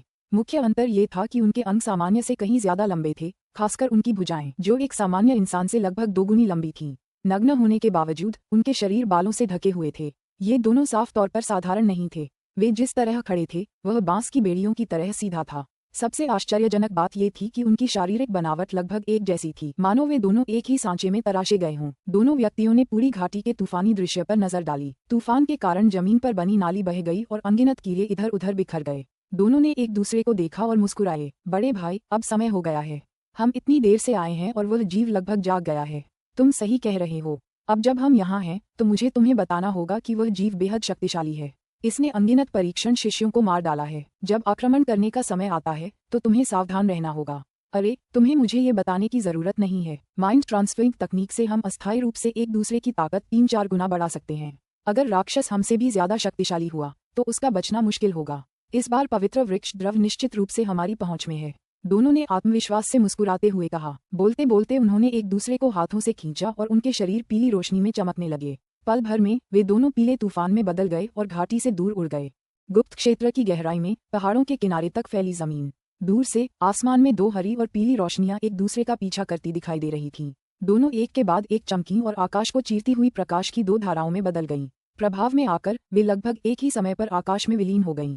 सैकड़ों मील दूर पहाड़ों के बीच में एक चोटी थी जो लगभग आसमान को छू रही थी और चारों तरफ बर्फ थी, लेकिन पक्षी उसके पास से उड़ते हुए नहीं दिख रहे थे। एक क्षण बाद गगनचुंबी इमारत के शिखर के ऊपर आकाश में पहाड़ों के बीच से प्रकाश की दो हरी और एक पीली गेंदें उड़ती हुई आईं। वे पलक झपकते ही सैकड़ों मील की दूरी तय कर गए। रोशनी के दो समूह ऊपर नीचे ऐसे थे मानो हवा में एक दूसरे का पीछा कर रहे हों। थोड़ी देर बाद सामने की हरी रोशनी मानो जमीन पर गिर पड़ी। उसके पीछे पीली रोशनी ज्यादा दूर नहीं थी। पीली रोशनी की दिशा तेजी से मुड़ी और उसका पीछा करने लगी। नीली रोशनी बहुत तेजी से गिरी और ऐसा लगा जैसे शिखर पर पहुंच गई हो। फिर अचानक धीमी हो गई। तेज चमकती पीली रोशनी नीली रोशनी की दूरी को पकड़ने के लिए तेजी से आगे बढ़ी। एक क्षण के लिए उसे पकड़ने के लिए ऐसे त्वरण की जरूरत थी। जैसे ही हरी रोशनी जमीन पर पड़ी, उसका आकार अचानक बदल गया। उसका गिरता हुआ शरीर ऊपर उठा और फिर से आसमान की ओर उछल गया, जिससे जमीन पर धुएं का एक गुबार उठता गया। पीली रोशनी बस कुछ ही दूरी पर थी और तेज हो गई थी। इस समय जमीन से पूरी तरह बचना नामुमकिन था। जूम। पहाड़ की ढलान पर काली पथरीली जमीन पर दो तेज चाकुओं और पत्थरों के काटने की आवाज सुनकर ही पता चल गया कि वहां 3 फीट गहरी 6 संकरी खाया हैं। पीली रोशनी एक बार फिर आसमान की ओर दौड़ पड़ी। इस टॉस के बाद पीली और हरी बत्ती के बीच की दूरी काफी दूर तक खुल गई। हालांकि सामने उड़ती नीली रोशनी मानो पीली रोशनी का इंतजार कर रही थी। गति अचानक धीमी हो गई और जब पीली रोशनी ने आखिरकार उसे पकड़ लिया तो वह फिर से फट गई और ऊपर की ओर तेज हो गई। आकाश में बादलों के ऊपर उड़ते हुए प्रकाश के दो समूह बेहद तेज थे। शिखर के ऊपर बादलों में ऊपर जाते हुए नीला प्रकाश सबसे पहले आया। पलक झपकते ही वह बादलों से निकलकर दर्जनों मील दूर तक उड़ गया। सफेद बादल उनके पीछे गिर गए और हवा में बादलों से निकली सफेद धुंध की एक लंबी रेखा ही रह गई। धमाका। एक चटक सी आवाज हुई और नीली रोशनी के पीछे की पीली रोशनी अचानक भड़क उठी। पूरा शरीर धधकती लपटों के गोले में बदल गया, मानो कोई विशाल आग का गोला हो। आग का गोला अचानक हवा में तेजी से नीली रोशनी की ओर बढ़ा और बादलों के बीच से गुजरते हुए उन्हें लाल कर दिया। वह बादलों के बीच से जलता हुआ एक आकाशीय सुरंग बना रहा था। कुछ देर बादलों में उड़ने के बाद नीली रोशनी धीमी पड़ गई और अंततः हवा में मंडरा गई। पीली रोशनी दिल की तरह उस जगह पर थी जहां हरी रोशनी नीली रोशनी से अलग हो गई थी। जहां ये दिलचस्प है। मुझे आश्चर्य है कि कोई मेरी निष्क्रिय गति की बराबरी कर सकता है। आकाश की गति की बराबरी तो कोई नहीं कर सकता, लेकिन मुझे उम्मीद नहीं थी कि मुझे कोई राक्षस पक्षी मिल जाएगा जो मुझे पकड़ लेगा। तुम वहाँ हो, तुम मुझ पर बहुत जचते हो। क्या तुम मेरी आत्मा का पालतू बनना चाहोगे? अगर तुम मुझे पवित्र वृक्ष द्रव प्राप्त करने में मदद कर सकते हो तो मैं तुम्हें इतना बड़ा बदला दूंगा जिसकी तुम कल्पना भी नहीं कर सकते। हरी रोशनी में एक लंबी नाक वाला युवक दिखाई दिया। बोलते हुए उसके चेहरे पर गजब का उत्साह साफ झलक रहा था। इस युवक का चेहरा इंसानों जैसा ही था। उसके गालों की हड्डियां ऊंची और उभरी हुई थीं। उसकी आंखों के गड्ढे कुछ धंसे हुए थे और उसका चेहरा थोड़ा पीला था, हालांकि एक ईश्वरीय एहसास दे रहा था। उसकी ऊंची बाज जैसी नुकीली नाक थी। उसने एक नीले रंग का गाउन पहना हुआ था जिसकी कमरबंद बहुत ही कसी हुई थी और उसके लबादे के पीछे 2 छेद थे। उसके फैले हुए पंख हरे पंखों से ढके थे, जबकि उसका शरीर नीले और हरे रंग से ढका हुआ था। दूर से देखने पर वह एक विशाल नीले रंग के चील जैसा लग रहा था। उसके 3 फीट पीछे पीली रोशनी भी लपटों के बीच से गुजर रही थी। रोशनी बिखेर रही थी जिससे पहाड़ का असली चेहरा सामने आ रहा था। पीली रोशनी असल में एक 7 रंगों वाला विशाल पक्षी था। उसकी आंखें सुनहरी और ठोस थीं, उसकी जांघें एकदम काली थीं और उनमें स्टील जैसी धात्विक चमक थी। उसकी आंखें रंग बिरंगी थीं और उसके 2 पंजे तीखे और हल्की ठंडक बिखेर रहे थे। बाज जैसी नाक वाले युवक की बात सुनकर पक्षी भी इंसान जैसा पक्षपाती निकला। थोड़ी देर बाद उसने बिल्कुल इंसानी अंदाज में युवक को देखा और कई बार खुश होकर आवाजें निकाली। युवक तुरंत बहुत खुश हो गया और वह उस विशालकाय पक्षी की ओर उड़ गया तथा उसके पंखों पर कुछ बार थपथपाया। फिर वह आदमी और विशाल पक्षी आकाश पार करके गुप्त क्षेत्र के केंद्र की ओर बढ़े। अध्याय 478 एक हताश पीछा। अनुवादक एंडलेस फैंटेसी अनुवाद संपादक एंडलेस फैंटेसी अनुवाद। पहाड़ों के भीतर एक गुप्त क्षेत्र में एक विशाल प्राकृतिक गड्ढा था। फिसलन भरी काई से ढकी उस खाई की 4 दीवारों के ऊपर पानी के निशान थे। वहां अंधेरा और नमी थी। गुफा के बीचों बीच जमीन पर एक अलाव जल रहा था। लपटें आम लाल नहीं बल्कि हरी थीं। दूर से देखने पर ऐसा लग रहा था जैसे जंगल की आग लगी हो। विशाल खोखले में हरे रंग की अलाव जल रही थी और उसके बगल में एक लंबा व्यक्ति खड़ा था। उस आदमी ने एक बड़े हरे वस्त्र से कसकर ढका हुआ था, यहाँ तक कि उसके गाल भी हरे कपड़े के एक टुकड़े से ढके हुए थे। ये बताना मुश्किल था कि वह पुरुष था या स्त्री, राक्षस था या मानव। वह आदमी कैंप फायर के पास अपनी चौड़ी आस्तीनों में हाथ डाले स्थिर खड़ा था। किसी मूर्ति की तरह उसने कोई हरकत नहीं की। उसके 10 फीट के दायरे में सारा स्थान अजीब हरे धुएं से ढका हुआ था। हरा धुआं ज्यादा गाढ़ा तो नहीं लग रहा था, लेकिन फिर भी उसके हरे वस्त्रों में समा गया। धुएं में कोई तीखी गंध नहीं थी, बल्कि हल्की फूलों जैसी खुशबू थी जिसने माहौल को मदहोश कर दिया था। उसी समय गुफा अचानक जोर से कांप उठी। हरे कपड़े पहने आदमी को लग रहा था कि ऐसा ही होगा। उसकी आंखें हमेशा की तरह शांत थीं। बिना किसी उतार चढ़ाव के उसका शरीर थोड़ा कांपा, लेकिन उसने अपना संतुलन वापस पा लिया और खुद को फिर से स्थिर कर लिया। डोम डोम डोम धीमी दबी हुई आवाजों की एक श्रृंखला गूंज उठी जब वह जमीन जहां हरे वस्त्र वाला आदमी खड़ा था उबलने लगी और फटने लगी। फर्श की दरारों से शिशु के हाथ के आकार की अनगिनत मोटी भूरी जड़ें निकल आईं और जमीन को ढकने लगीं। हरे धुएं से जड़ें बाहर निकल आईं और फर्श की सतह से बाहर निकल आईं। वे बेतहाशा छटपटाते हुए वापस जमीन में धंस गईं, वापस नीचे आने की कोशिश में। एक क्षण में जड़ों में मुंह खुल गए जिनसे बड़ी मात्रा में पीले भूरे रंग का तरल पदार्थ रिसने लगा। थोड़े समय के बाद जड़ें पूरी तरह से घुल गईं और पीले हरे रस में बदल गईं, जो नीचे हरे धुंध में मिल गया। जो जड़ें भाग्यशाली थीं और हरे कोहरे में नहीं फंसी, वे गुफा की चोटी पर पहुंच गईं। जैसे ही वे वापस मुड़ीं, कोहरे ने सीधे हरे वस्त्र वाले आदमी पर वार किया। हरे रंग के कपड़े पहने व्यक्ति ने उसे देखने की जहमत नहीं उठाई, बल्कि अपना हाथ उठाया और हरे कोहरे पर गोली चला दी। हरी धुंध के संपर्क में आने वाली जड़ें तुरंत ढह गईं और तरल हो गईं, जिससे हवा से गिरने वाली बूंदें बन गईं। हरे रंग के कपड़े पहने आदमी पर गिरे ये रस उसके शरीर में अवशोषित होते ही सफेद धुएं में बदल गए। आखिर इंतजार खत्म हुआ। हरे कपड़े पहने आदमी ने उत्साह से बुदबुदाया। उसकी आवाज कानों को चुभने वाली थी, मानो पत्थर के कंकड़ से चाकू तेज किया जा रहा हो। इन शब्दों के साथ ही वह आदमी धुएं के बादल में बदल गया और गुफा की गहराई में गायब हो गया। मनगगू वन के दूसरी ओर 4 लाल आकृतियां पूरी गति से पहाड़ों पर आगे बढ़ रही थीं। वे माली और अन्य 4 साथी थे जिनका पहले शिमयू के साथ झगड़ा हुआ था। वे लाल रंग में चमक रहे थे, मानो उन्होंने अपनी तरफ से पूरी कोशिश की हो। वे थोड़े बंधे हुए लग रहे थे और बीच बीच में दूसरी तरफ देख रहे थे। क्या हमें वापस लौट जाना चाहिए? एक सुन्नर चेहरे वाले आदमी ने पीछे मुड़कर पूछा। मत करो, आगे बढ़ो, एक लाल बालों वाली लड़की ने आदेश दिया। उसकी आवाज सुनते ही पीछे की जमीन फटने लगी और जोरदार आवाज हुई। जमीन से 1 दर्जन से ज्यादा मोटी जड़ें निकलकर उन चारों पर टूट पड़ीं। ये जड़ें उन भूरी जड़ों से अलग थीं जो कहीं और थीं। इनका रंग हल्का नीला था और कड़ाके की ठंडक का एहसास था। जमीन पर पाले की एक परत थी जो वनस्पतियों के चारों ओर थी। उनके हाव भाव में भारी परिवर्तन आ गया। 1 दर्जन से अधिक नीली जड़ें आगे की ओर उड़ीं, जिससे एक ऐसी छवि बनी जो 4 की तुलना में बिल्कुल भी धीमी नहीं थी। जड़ों ने धीरे धीरे दूरी कम कर दी। एक नीली चमक के साथ पंखे के आकार के फैले हुए बालों की ठंड ने पलक झपकते ही उन्हें जकड़ लिया। जहां नीली रोशनी गुजरी, वहां हवा में बर्फ के टुकड़ों की तरह सफेद क्रिस्टल दिखाई देने लगे। माली और बाकी 4 अब नीली रोशनी में लिपटे हुए थे। उन चारों पर नीले बर्फ के क्रिस्टल की एक परत जम गई थी, जिससे उनकी गति धीमी हो गई थी। माली का चेहरा एकदम बदल गया। उसके शरीर के एक झटके से बर्फ का क्रिस्टल तुरंत टूट गया। हालांकि इस झगड़े के बीच अन्य 4 निस्संदेह मुश्किल स्थिति में थे। लाल बालों वाली महिला, जो सबसे ऊंचे स्थान पर थी, लगभग चकनाचूर हो गई जब उसके शरीर पर नीले बर्फ के क्रिस्टल दिखाई दिए। माली उसके 2 या 3 फीट पीछे आए और उसके शरीर के चारों ओर जमे बर्फ के क्रिस्टल को तोड़ दिया। एक और लंबा लाल आदमी माली के पीछे पीछे आ रहा था। हालांकि वह चारों में सबसे पीछे था। बर्फ का क्रिस्टल भी सबसे धीमा था, बाकी चारों से बहुत पीछे। मोटी नीली जड़ें चमकती रहीं, इससे पहले कि वे जड़ों के आकार के नीले बर्फ के भाले में संघनित हो गईं। जैसे ही यह आदमी में घुसा, एक धमाके की आवाज आए। वह चीखा जब उसके पेट के निचले हिस्से में बर्फ का भाला घुस गया। जमीन पर गिरते ही वह दर्द से चीख उठा। कुछ ही देर में उसके पीछे खड़ी अन्य 10 नीली जड़ें पूरी ताकत से आगे बढ़ गईं और स्पर्श उस आदमी के शरीर में घुस गए। माँ होंग। लंबे आदमी ने ये दृश्य देखा और डर के मारे चिल्लाया, इस समय उसे बचाया नहीं जा सकता। रुको मत, हमें अभी चलना होगा, वरना हम सबके लिए भी बहुत देर हो जाएगी। लाल बालों वाली लड़की मुड़ी और चिल्लाई। लंबा आदमी सदमे और भय से कांप उठा, लेकिन उसने अपने कदम नहीं रोके और दूर उड़ गया। उस आदमी के अंदर डाली गई 1 दर्जन से ज्यादा जड़ें उसके साथ मिलकर उसे जमीन में गड़ाने के बावजूद उससे चिपक नहीं पाईं। सिर्फ सबसे जिद्दी जड़ें ही नहीं रुकीं और कुछ ही देर बाद जमीन में गड़ गईं। बहन लौंग, अगर जड़ें हमारे पीछे आएंगी तो हम उन्हें कैसे मारेंगे? माली ने लाल बालों वाली लड़की की ओर देखा। एक अन्य लंबे आदमी ने तुरंत सिर हिलाया और उसकी आंखें लाल हो गईं। नहीं, देर करने की कोई जरूरत नहीं है, इस अंतराल से हम बच निकलेंगे, माँ लौंग ने सिर हिलाते हुए कहा। उसके पीछे घनी जड़ें नीले रंग में चमक उठीं और एक विशाल बर्फीले भाले में बदल गईं। माँ लौंग की ओर बढ़ते हुए धमाके की आवाज फिर सुनाई दी। माँ लौंग ने भौहें चढ़ाईं और हाथ हिलाने से एक लाल अग्निस्तंभ उसके हाथों से उड़ गया। वह बर्फ के भाले से टकराकर कई अग्नि सांपों में बदल गया। एक तेज आवाज के साथ अग्नि सर्प और बर्फ का भाला फट गया और धधकती बर्फ में बदल गया। माँ लौंग की आंखों में जैसे ही लाल रोशनी चमकी और उसकी उंगलियां फड़कीं, एक छोटी सी लाल रोशनी निकली और उसके पीछे आकर लगी। मोटी नीली जड़ें अभी अभी लौ से बाहर निकली थीं और तुरंत ही एक छोटी सी लाल रोशनी से टकराईं, जिससे उन्हें झटका लगा। लाल प्रकाश विलुप्त हो गया, लेकिन वह लाल शंकु क्रिस्टल का था। माँ लौंग कुछ बुदबुदाने लगा और उसका शरीर लाल हो गया। लाल प्रकाश का क्रिस्टल फट गया और आग के बादलों के एक समूह में बदल गया, जिसने नीली जड़ों को अपने अंदर लपेट लिया। जैसे ही अंदर से नीली रोशनी निकली, आग का बादल जोर जोर से उछलने और कंपन करने लगा। जाहिर है, नीली जड़ को आग के बादल से आजाद होने के लिए संघर्ष करना पड़ा होगा। चलो, माँ लौंग ने चिल्लाकर कहा, जैसे ही लाल रोशनी चमकी और वह दूर उड़ गया। अन्य लोग भी शीघ्रता से आगे बढ़ गए। पीछे की ओर सुन्न चेहरे वाले उस आदमी के शरीर पर अब 1 दर्जन से ज्यादा जड़ें उभर आई थीं। इस समय वह लगभग एक ममीकृत लाश में बदल गया था। उस आदमी के शरीर में 1 दर्जन से ज्यादा नीली जड़ें घुसी हुई थीं।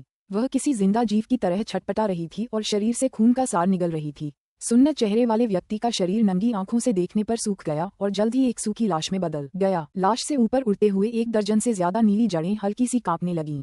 निकलने वाली नीली रोशनी में हल्की सी खून की गंध आ रही थी। रक्त प्रवाहित हुआ और 1 दर्जन से अधिक जड़ें पिघलकर शरीर में समा गईं, जो 7 फीट की विशाल जड़ में बदल गईं और जमीन में घुस गईं। माँ लौंग और अन्य 3 लोग पहाड़ से 10 मील से अधिक दूर उड़ गए। पीछे की ओर की मोटी नीली जड़ें पकड़ में नहीं आईं और अंत में वे सभी ढीली हो गईं। जैसे ही माली कुछ कहने वाले थे, उनके सामने की जमीन फटने लगी और 7 फीट ऊंची मोटी नीली जड़ें निकल आईं, जिससे उनका रास्ता अवरुद्ध हो गया। नीली जड़ के ऊपरी भाग को गोलाकार आकार में फैलाया जाना चाहिए, जिस पर कई अंतराल हों, जो मोटे तौर पर 5 पैरों वाला तिरछा आकार बनाते हैं। जड़ों से छोटी छोटी शाखाएं भी निकलीं, जो थोड़ी हास्यास्पद लग रही थीं, लेकिन उनमें से कोई भी हंसने के मूड में नहीं था। उनके चेहरे पीले पड़ गए। मर जाओ, तुम्हें मरना ही होगा। नीली जड़ों ने अपना मुंह खोला और एक अस्पष्ट बदसूरत आवाज सुनाई दी। उसमें एक बड़ी नीली रोशनी थी और वह अपने सामने 10 फुट से भी ज्यादा दूर एक नीले बादल में संघनित थी। नीली रोशनी तेजी से चमक रही थी और एक धीमी गड़गड़ाहट जैसी आवाज गूंज रही थी। सावधान, माँ लौंग ने चेतावनी दी और उसकी आंखों में चमकदार लाल रोशनी चमक उठी। जैसे ही नीला बादल सिकुड़ा और फिर ऊपर उठा, उसकी आवाज धीमी पड़ गई। वूश, बादलों से अनगिनत लंबे नीले बर्फ के क्रिस्टल निकले, जो ओलों जितने घने और मोटे थे। उनकी शक्ति वाकई डरावनी थी। माँ लौंग फुसफुसाईं और ऊपर एक लाल घेरा दिखाई दिया, जिससे लाल रोशनी निकल रही थी। यह एक लाल ढाल में बदल गया और उसके शरीर को ढक लिया। उसके आसपास खड़े 2 आदमी भी उसकी रक्षा करने के लिए दौड़ पड़े। माली चीखी और उसके शरीर की लपटें 2 अग्नि सर्पों में बदल गईं, जो उसके सिर के ऊपर से टकरा गईं, क्योंकि वह नीचे मजबूती से पहरा दे रहा था। एक अन्य लंबे आदमी ने थोड़ी धीमी प्रतिक्रिया दी, लेकिन उसने भी अपने शरीर को एक सुरक्षात्मक छिद्र में संघनित कर लिया।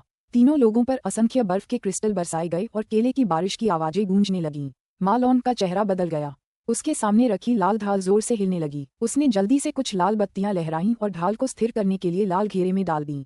नीले बर्फ के क्रिस्टल की शक्ति अद्भुत थी। बगल से चीखें सुनाई दे रही थीं। माँ लौंग ने पलटकर देखा तो एक लंबा आदमी वहां खड़ा था। इससे पहले कि वह आदमी रक्षात्मक आकर्षण भावना विकसित कर पाता, वह नीले बर्फ के क्रिस्टल की एक परत से ढक गया। कुछ ही देर में उसके शरीर के टुकड़े टुकड़े हो गए और वह एक कुचले हुए मधुमक्खी के छत्ते में बदल गया। कयामत। नीला बर्फ का क्रिस्टल फट गया और लंबे आदमी का शरीर इस कदर कुचल गया कि खून की बारिश होने लगी। वह इससे ज्यादा मरा हुआ नहीं हो सकता था। माँ मिंग, माँ ली, जो पास में ही थी, ने दुख में आह भरी। हालांकि इस समय वह भी खतरे में था। उसके सामने लगी दो आग भी अनगिनत नीले बर्फ के क्रिस्टलों से झुलस रही थीं। आग का शरीर टूटकर गिरने ही वाला था। कायरो, मेरे पास आओ। माँ लॉन्ग ने अपने दोनों हाथों से जादू करना शुरू करते हुए खर्राटे लिए और चीखी। उसके शरीर के सामने का लाल घेरा कई बार ऊपर उठा। लाल ढाल ने माँ ली को ढक लिया। नीली जड़ें चीख रही होंगी, लेकिन वे शुरू से ही हिली नहीं थीं, मानो ठंडे नीले बादल ने उन्हें रोक रखा हो। राक्षसों की जड़ें गड़गड़ाने लगीं। थोड़ी देर बाद चारों तरफ से नीली रोशनी इकट्ठा हो गई, लेकिन उनकी संख्या दर्जनों में थी। जहाँ जहाँ जड़ें गुजरती थीं, वहाँ जमीन पाले से ढक जाती थी। सैकड़ों मील के दायरे में सब कुछ बर्फ और हिम का संसार बन जाता था। माँ लॉन्ग ने एक बड़ी नीली जड़ को उभरते देखा और हताश होकर चीख पड़ा। उसी समय पहाड़ के नीचे गुफा में लाल रोशनी चमकी और एक व्यक्ति की परछाई उड़ गई। उसका पूरा शरीर लाल रोशनी में लिपटा हुआ था। उसका शरीर हरे रंग के लबादे से ढका हुआ था। उसके कंधे पर एक रंग बिरंगा तोता बैठा था। यह कोई और नहीं बल्कि शी म्यू था। अध्याय 479, नीला जड़ वाला आदमी। अनुवादक, एंडलेस फैंटेसी अनुवाद संपादक, एंडलेस फैंटेसी अनुवाद। शी म्यू ने तेजी से उस जगह को देखा जहां वह दिखाई दिया। ऐसा करते समय उसकी अभिव्यक्ति थोड़ी बदल गई। आज ही उसने एक लेट अर्थ रैंक के राक्षस जानवर से जीवन बंधन का सामना किया था। हालांकि एक भीषण युद्ध के बाद वह जीत तो गया, लेकिन उसे खुद पर भारी नुकसान उठाना पड़ा। इसलिए वह इस गुफा में विश्राम करने आया था। दुर्भाग्य से किस्मत ने उसका साथ नहीं दिया। उसे ये देखने में ज्यादा समय नहीं लगा कि माली और उसका साथी नीले बादल के गुबार में घिरे हुए हैं। उन्हें देखकर उसकी भौहें तन गईं।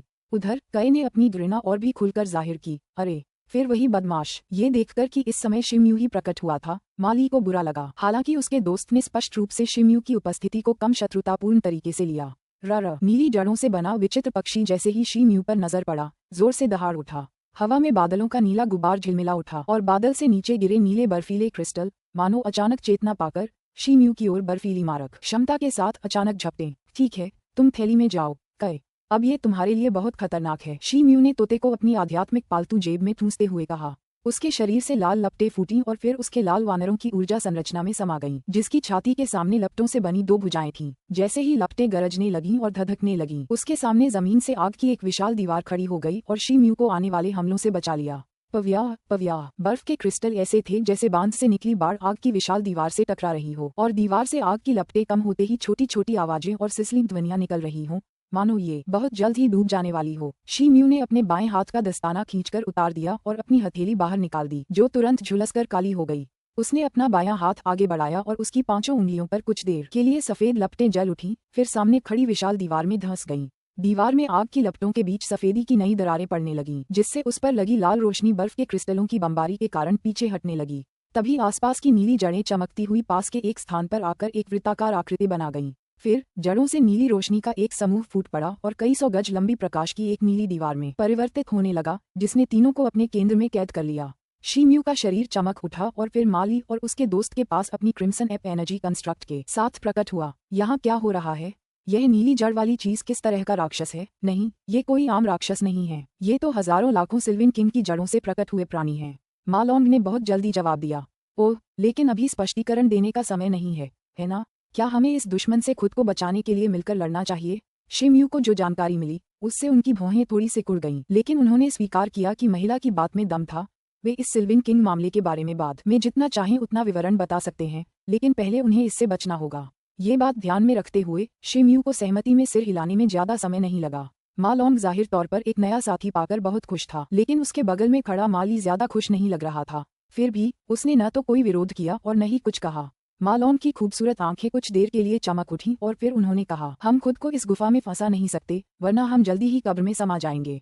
हमारे बचने का एक ही रास्ता है कि हम यहाँ से भाग जाएं, और इसके लिए हमें इस बर्फ की दीवार को तोड़ना होगा। उसके शब्द उनके कानों से निकले ही थे कि एक और हवा फटने जैसी आवाज पूरी गुफा में गूंज उठी। बर्फ के क्रिस्टलों की एक और बौछार शुरू हो गई थी। शिम्यू ने अपने दोनों हाथों को अपनी छाती के सामने घुमाया और एक हस्त संकेत बनाते हुए अपने क्रिम्सन एप एनर्जी कंस्ट्रक्ट को आग की एक और दीवार खड़ी करने का आदेश दिया, ताकि वह खुद को आने वाले बर्फ के क्रिस्टलों से बचा सके। एक धीमी गर्जना के साथ उसका शरीर सुनहरी रोशनी में चमक उठा और उसकी त्वचा से सुनहरे शल्कों का एक आवरण उभर आया। जैसे ही शिम्यू ने अपना टोटेम ट्रांसफॉर्मेशन पूरा किया, जैसे ही शिम्यू का रूपांतरण पूरा हुआ, उससे तुरंत ही बेलगाम शक्ति की बाढ़ आ गई।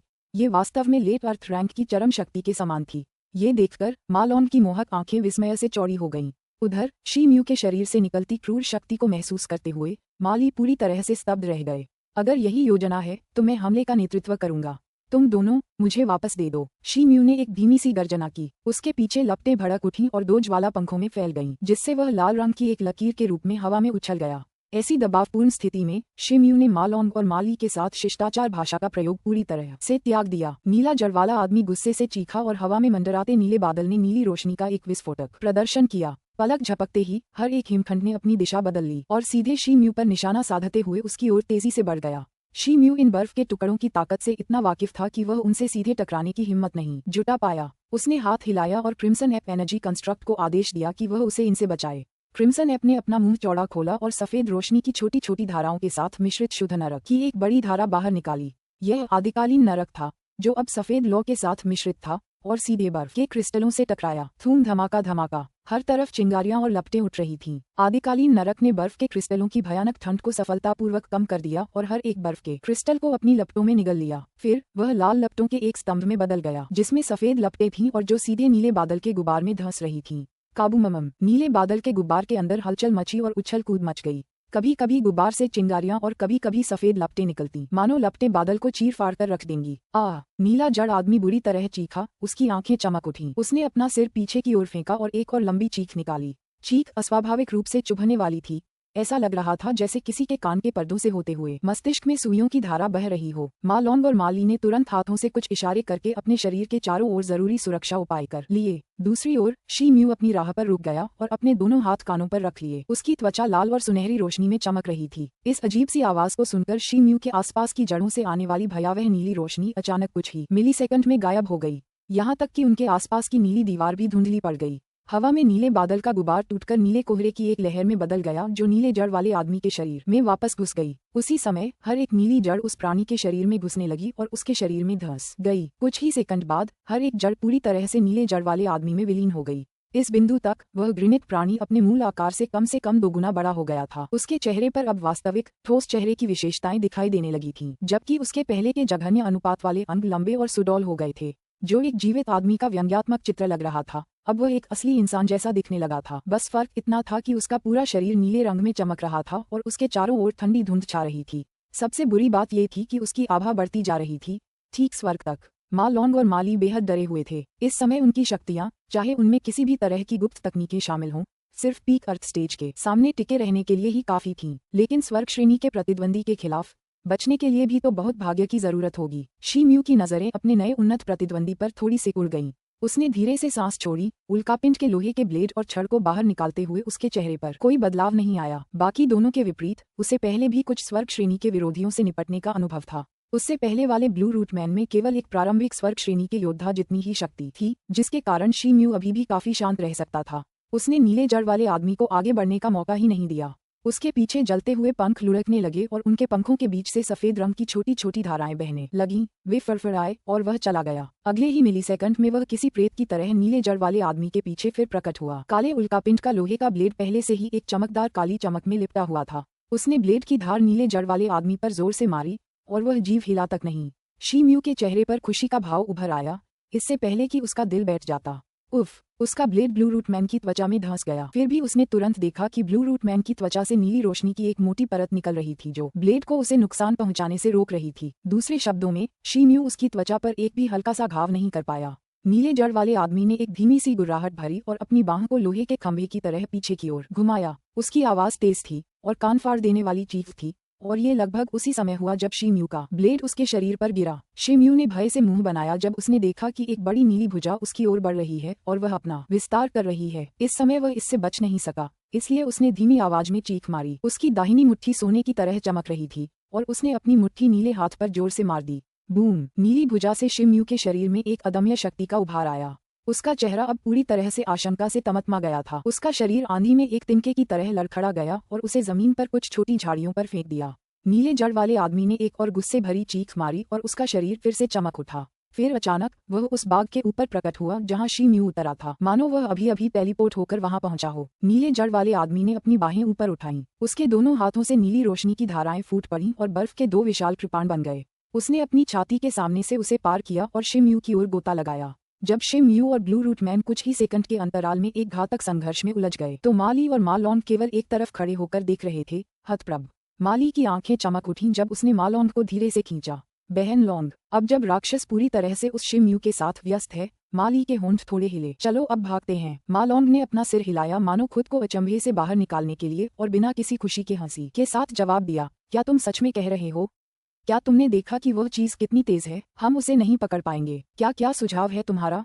हम यहीं रहें और अपनी मौत का इंतजार करें? माली पागलों की तरह चिल्लाई। मा लॉन्ग हिचकिचाई, उसकी अभिव्यक्ति अथाह थी। तभी अचानक एक जोरदार शोर हुआ और एक सुनहरी आकृति उस बाग से निकलकर हवा में लटक गई। यह कोई और नहीं बल्कि शीमू था। उसे जरा भी ज्यादा चोट नहीं लगी थी, बल्कि जब वह नीले जड़ वाले आदमी को खंजर जैसी आंखों से घूर रहा था तो उसके आसपास की सुनहरी आभा और भी ज्यादा चमक उठी। सच कहूं तो शीमू ने अभी अभी इस छोटे से राक्षस को नीचा देखा था, जिससे वह थोड़ा घबरा गया था। उसने मन ही मन सोचा कि उसके सामने खड़ा प्राणी कम से कम स्वर्ग श्रेणी का प्रतिद्वंद्वी तो था ही। नीले जड़ वाले आदमी ने उसे एक बुरी नजर से घूरा, फिर उसका शरीर तरह तरह के आकार की नीली रोशनियों के झुंड में बदल गया और सीधे शीमू की ओर झपटा। उसने अपनी दोनों मुट्ठियां भींची और उन्हें आगे की ओर धकेलकर एक गोलाबारी शुरू कर दी। नीली मुट्ठी वाले प्रेतों का एक तूफान हवा में उभरा और कान फाड़ देने वाले शोर के साथ शिमयू की ओर झपटा। शिमयू की आंखें चमक उठीं और उन्होंने अपनी तलवार म्यान में डाल ली। उन्होंने युद्ध की ललकार लगाई। उनकी भुजाएं चमकदार सोने में चमक उठीं, फिर एक आकार बड़ी हो गईं। उनकी मुट्ठियां सूर्य की तरह सुनहरी रोशनी बिखेर रही थीं। उसके हाथ धुंधले हो गए और उसके सामने सुनहरी मुट्ठी वाली प्रेतात्माओं का एक समूह प्रकट हुआ और ब्लू रूट मैन की ओर झुंड में उमड़ पड़ा। शिमयू ने ताकत से लड़ने का फैसला किया था। ये ब्लू रूट मैन सबसे कमजोर स्वर्ग श्रेणी का योद्धा था जो उसने कभी देखा था, इसलिए वह बहुत उत्सुक था कि क्या वह वास्तव में उस क्षमता के योद्धा को अकेले क्रूर ताकत से परास्त कर सकता है। बूम बूम बूम, नीला और सुनहरा रंग आपस में टकराए, जिससे गड़गड़ाहट का एक कोलाहल फूट पड़ा। जैसे ही वे आपस में टकराए, वह प्रेत रोशनी और चिंगारियों की बौछारों में फट गया। अगर स्थिति इतनी खतरनाक न होती तो यह नजारा देखने लायक होता। शिमयू की सुनहरी मुट्ठियां ताकत में थोड़ी कमजोर लग रही थीं, क्योंकि एक नीली मुट्ठी को पूरी तरह से बेअसर करने के लिए 2 या 3 सुनहरी मुट्ठियां ही काफी थीं। फिर भी ऐसा लग रहा था कि शिमयू के पास जीतने का मौका था, क्योंकि वह नीले जड़ वाले आदमी को पास आने से रोकने में कामयाब रहा। हाँ, शिमयू मुस्कुराया और एक और युद्ध घोष किया। उसकी भुजाएं और भी तेजी से हिलने लगीं, इतनी तेजी से कि कोई उसकी हरकत की छवि भी नहीं पकड़ सकता। सुनहरी मुट्ठी वाली आकृतियां एक साथ इकट्ठी होने लगीं, मानो एक घनीभूत बाढ़ नीले मूल पुरुष की ओर बढ़ रही हो। इस बार वे नीली मुट्ठियों की बाढ़ को दबाने में कामयाब रहीं। नीले जड़ वाले आदमी ने गुस्से से गुर्राहट भरी और अपना जबड़ा चौड़ा करके मुक्कों की बौछारें बरसाईं। उसके मुंह में नीली रोशनियां घूम रही थीं, मानो वह कोई शक्तिशाली गुप्त तकनीक आजमाने वाला हो।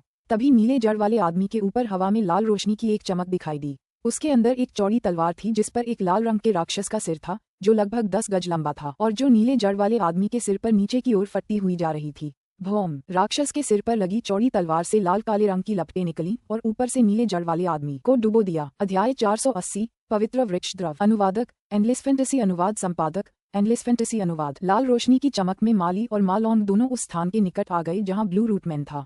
मा लॉन्ग के पीछे लगभग 7 से 8 गज लंबा एक विशालकाय ऊर्जा संरचना खड़ी थी, जिसमें एक विशाल आकृति और 4 भुजाएं थीं, जिनमें से प्रत्येक में कृपाण, तलवार, हथौड़ा और छड़ की आकृति थी। माली ने अपनी स्वयं की ऊर्जा संरचना को बुलाया था, जो मा लॉन्ग के समान ही दिखती थी, सिवाय इसके कि वह बहुत छोटी थी। शिमयू को इस बात पर जरा भी हैरानी नहीं हुई कि वे दोनों लड़ाई में शामिल हो जाएंगे। अगर वे दोनों भागने का फैसला कर लेते तो वह नीला जड़ आदमी उन्हें इतनी आसानी से नहीं छोड़ता। हो सकता है कि उसने अपना सारा ध्यान उन दोनों पर केंद्रित कर दिया हो, जिससे शिमयू को लड़ाई से अलग होकर भागने का मौका मिल गया हो। मा लॉन्ग ने अपनी नाजुक पतली उंगली को अपने सामने की जगह पर बढ़ाया और हवा को सुंदर ढंग से थपथपाते हुए आदेश दिया, फाड़ो। हवा में लटकी हुई लाल रंग की बड़ी कृपाण पहले तो चमक उठी, फिर 3 बिल्कुल एक जैसे बड़े कृपाणों की मृगतृष्णा में विभक्त हो गई, जो नीचे की ओर लपटों की ओर गोता लगा रहे थे। जाओ, माली ने अपने ऊर्जा निर्माण को आदेश दिया कि वह उल्का तारा श्रृंखला हथौड़ा की एक मृगतृष्णा को बुलाए, जो कि लाल काले लपटों में घिरा हुआ था, जिसे 3 लाल कृपाणों के साथ धकेल दिया गया था। धमाका! तभी नीली रोशनियों का एक चकाचौंध कर देने वाला विस्फोट हुआ,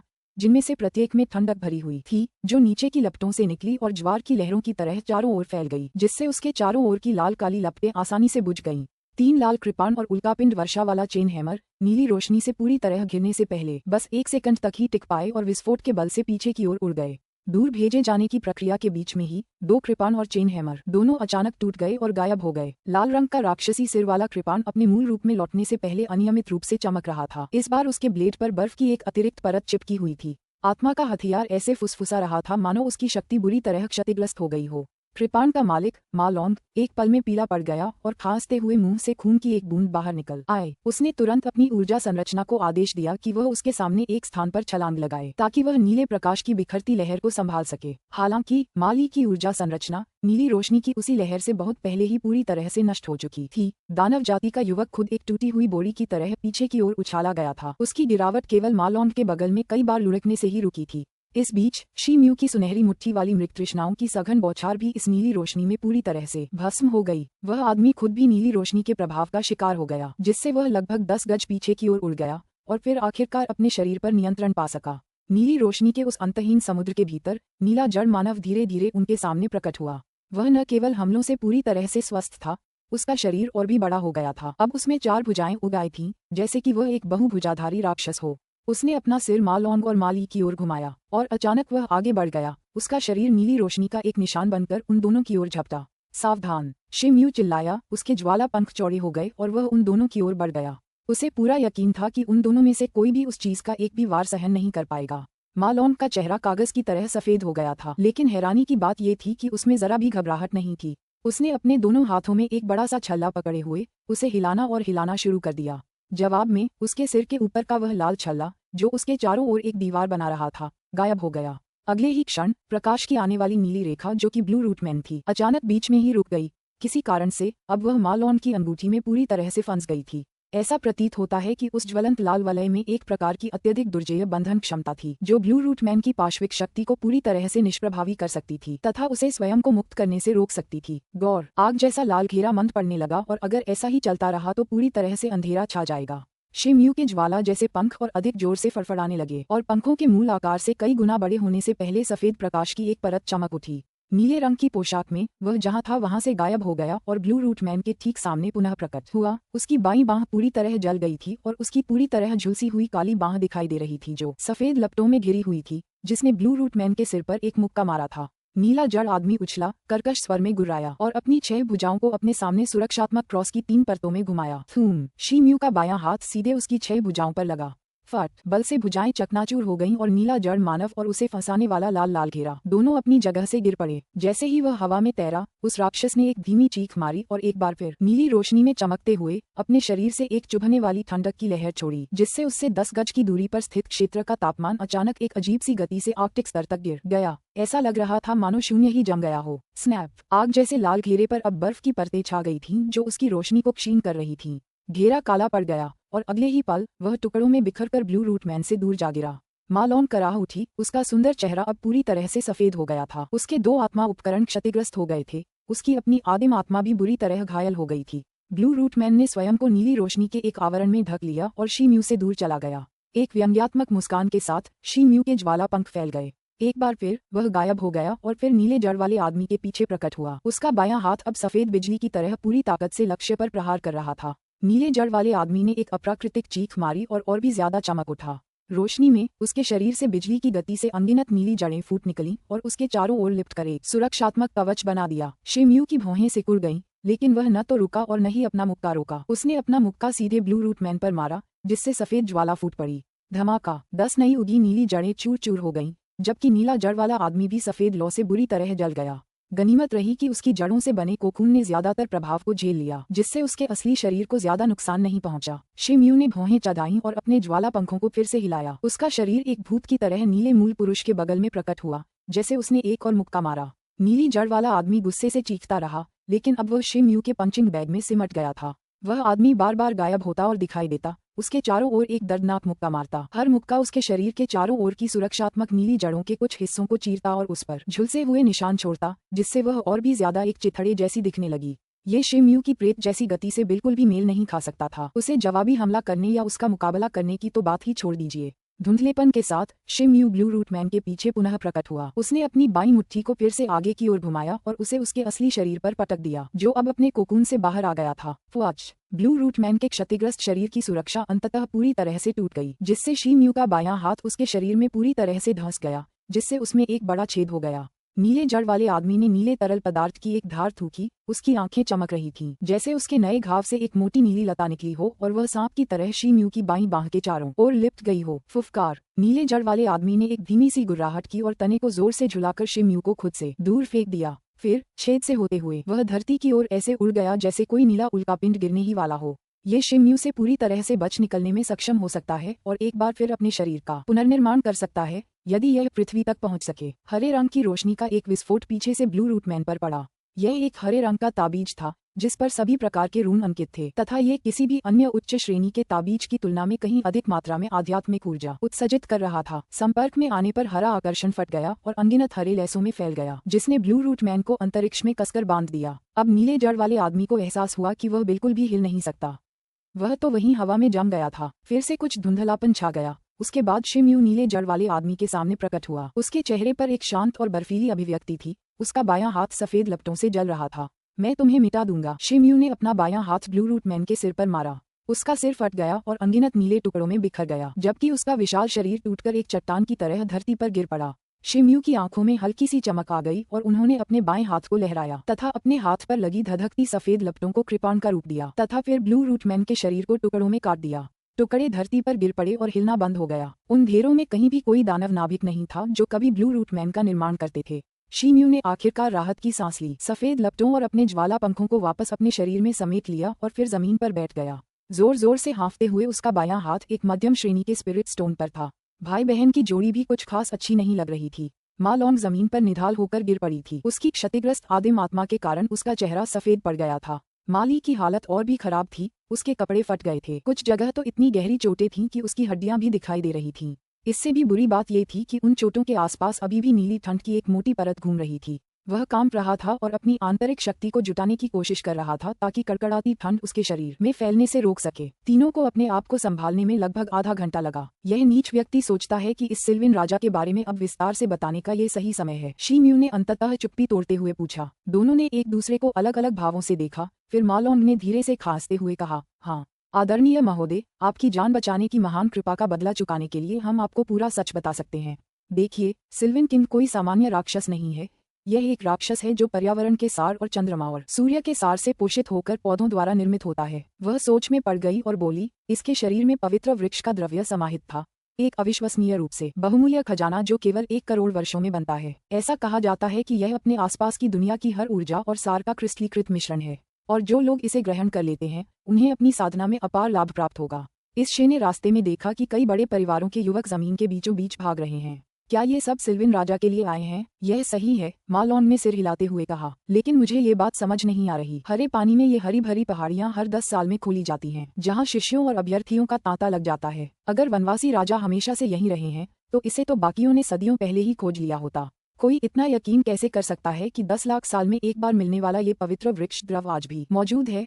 शिम्यू ने पूछा। देखो भाई शी, सिल्विन किंग को ढूंढना उतना आसान नहीं है जितना तुम सोचते हो। यह एक बहुत ही चतुर और चालाक प्राणी है जो हर साल प्रवेश परीक्षा के दौरान ही अपने कई रूप धारण करता है, जबकि इसका असली रूप अभी भी पकड़ से बाहर है। नतीजतन रहस्यमय पवित्र वृक्ष द्रव 10 लाख सालों से प्रकट नहीं हुआ था, माँ लॉन्ग ने समझाया।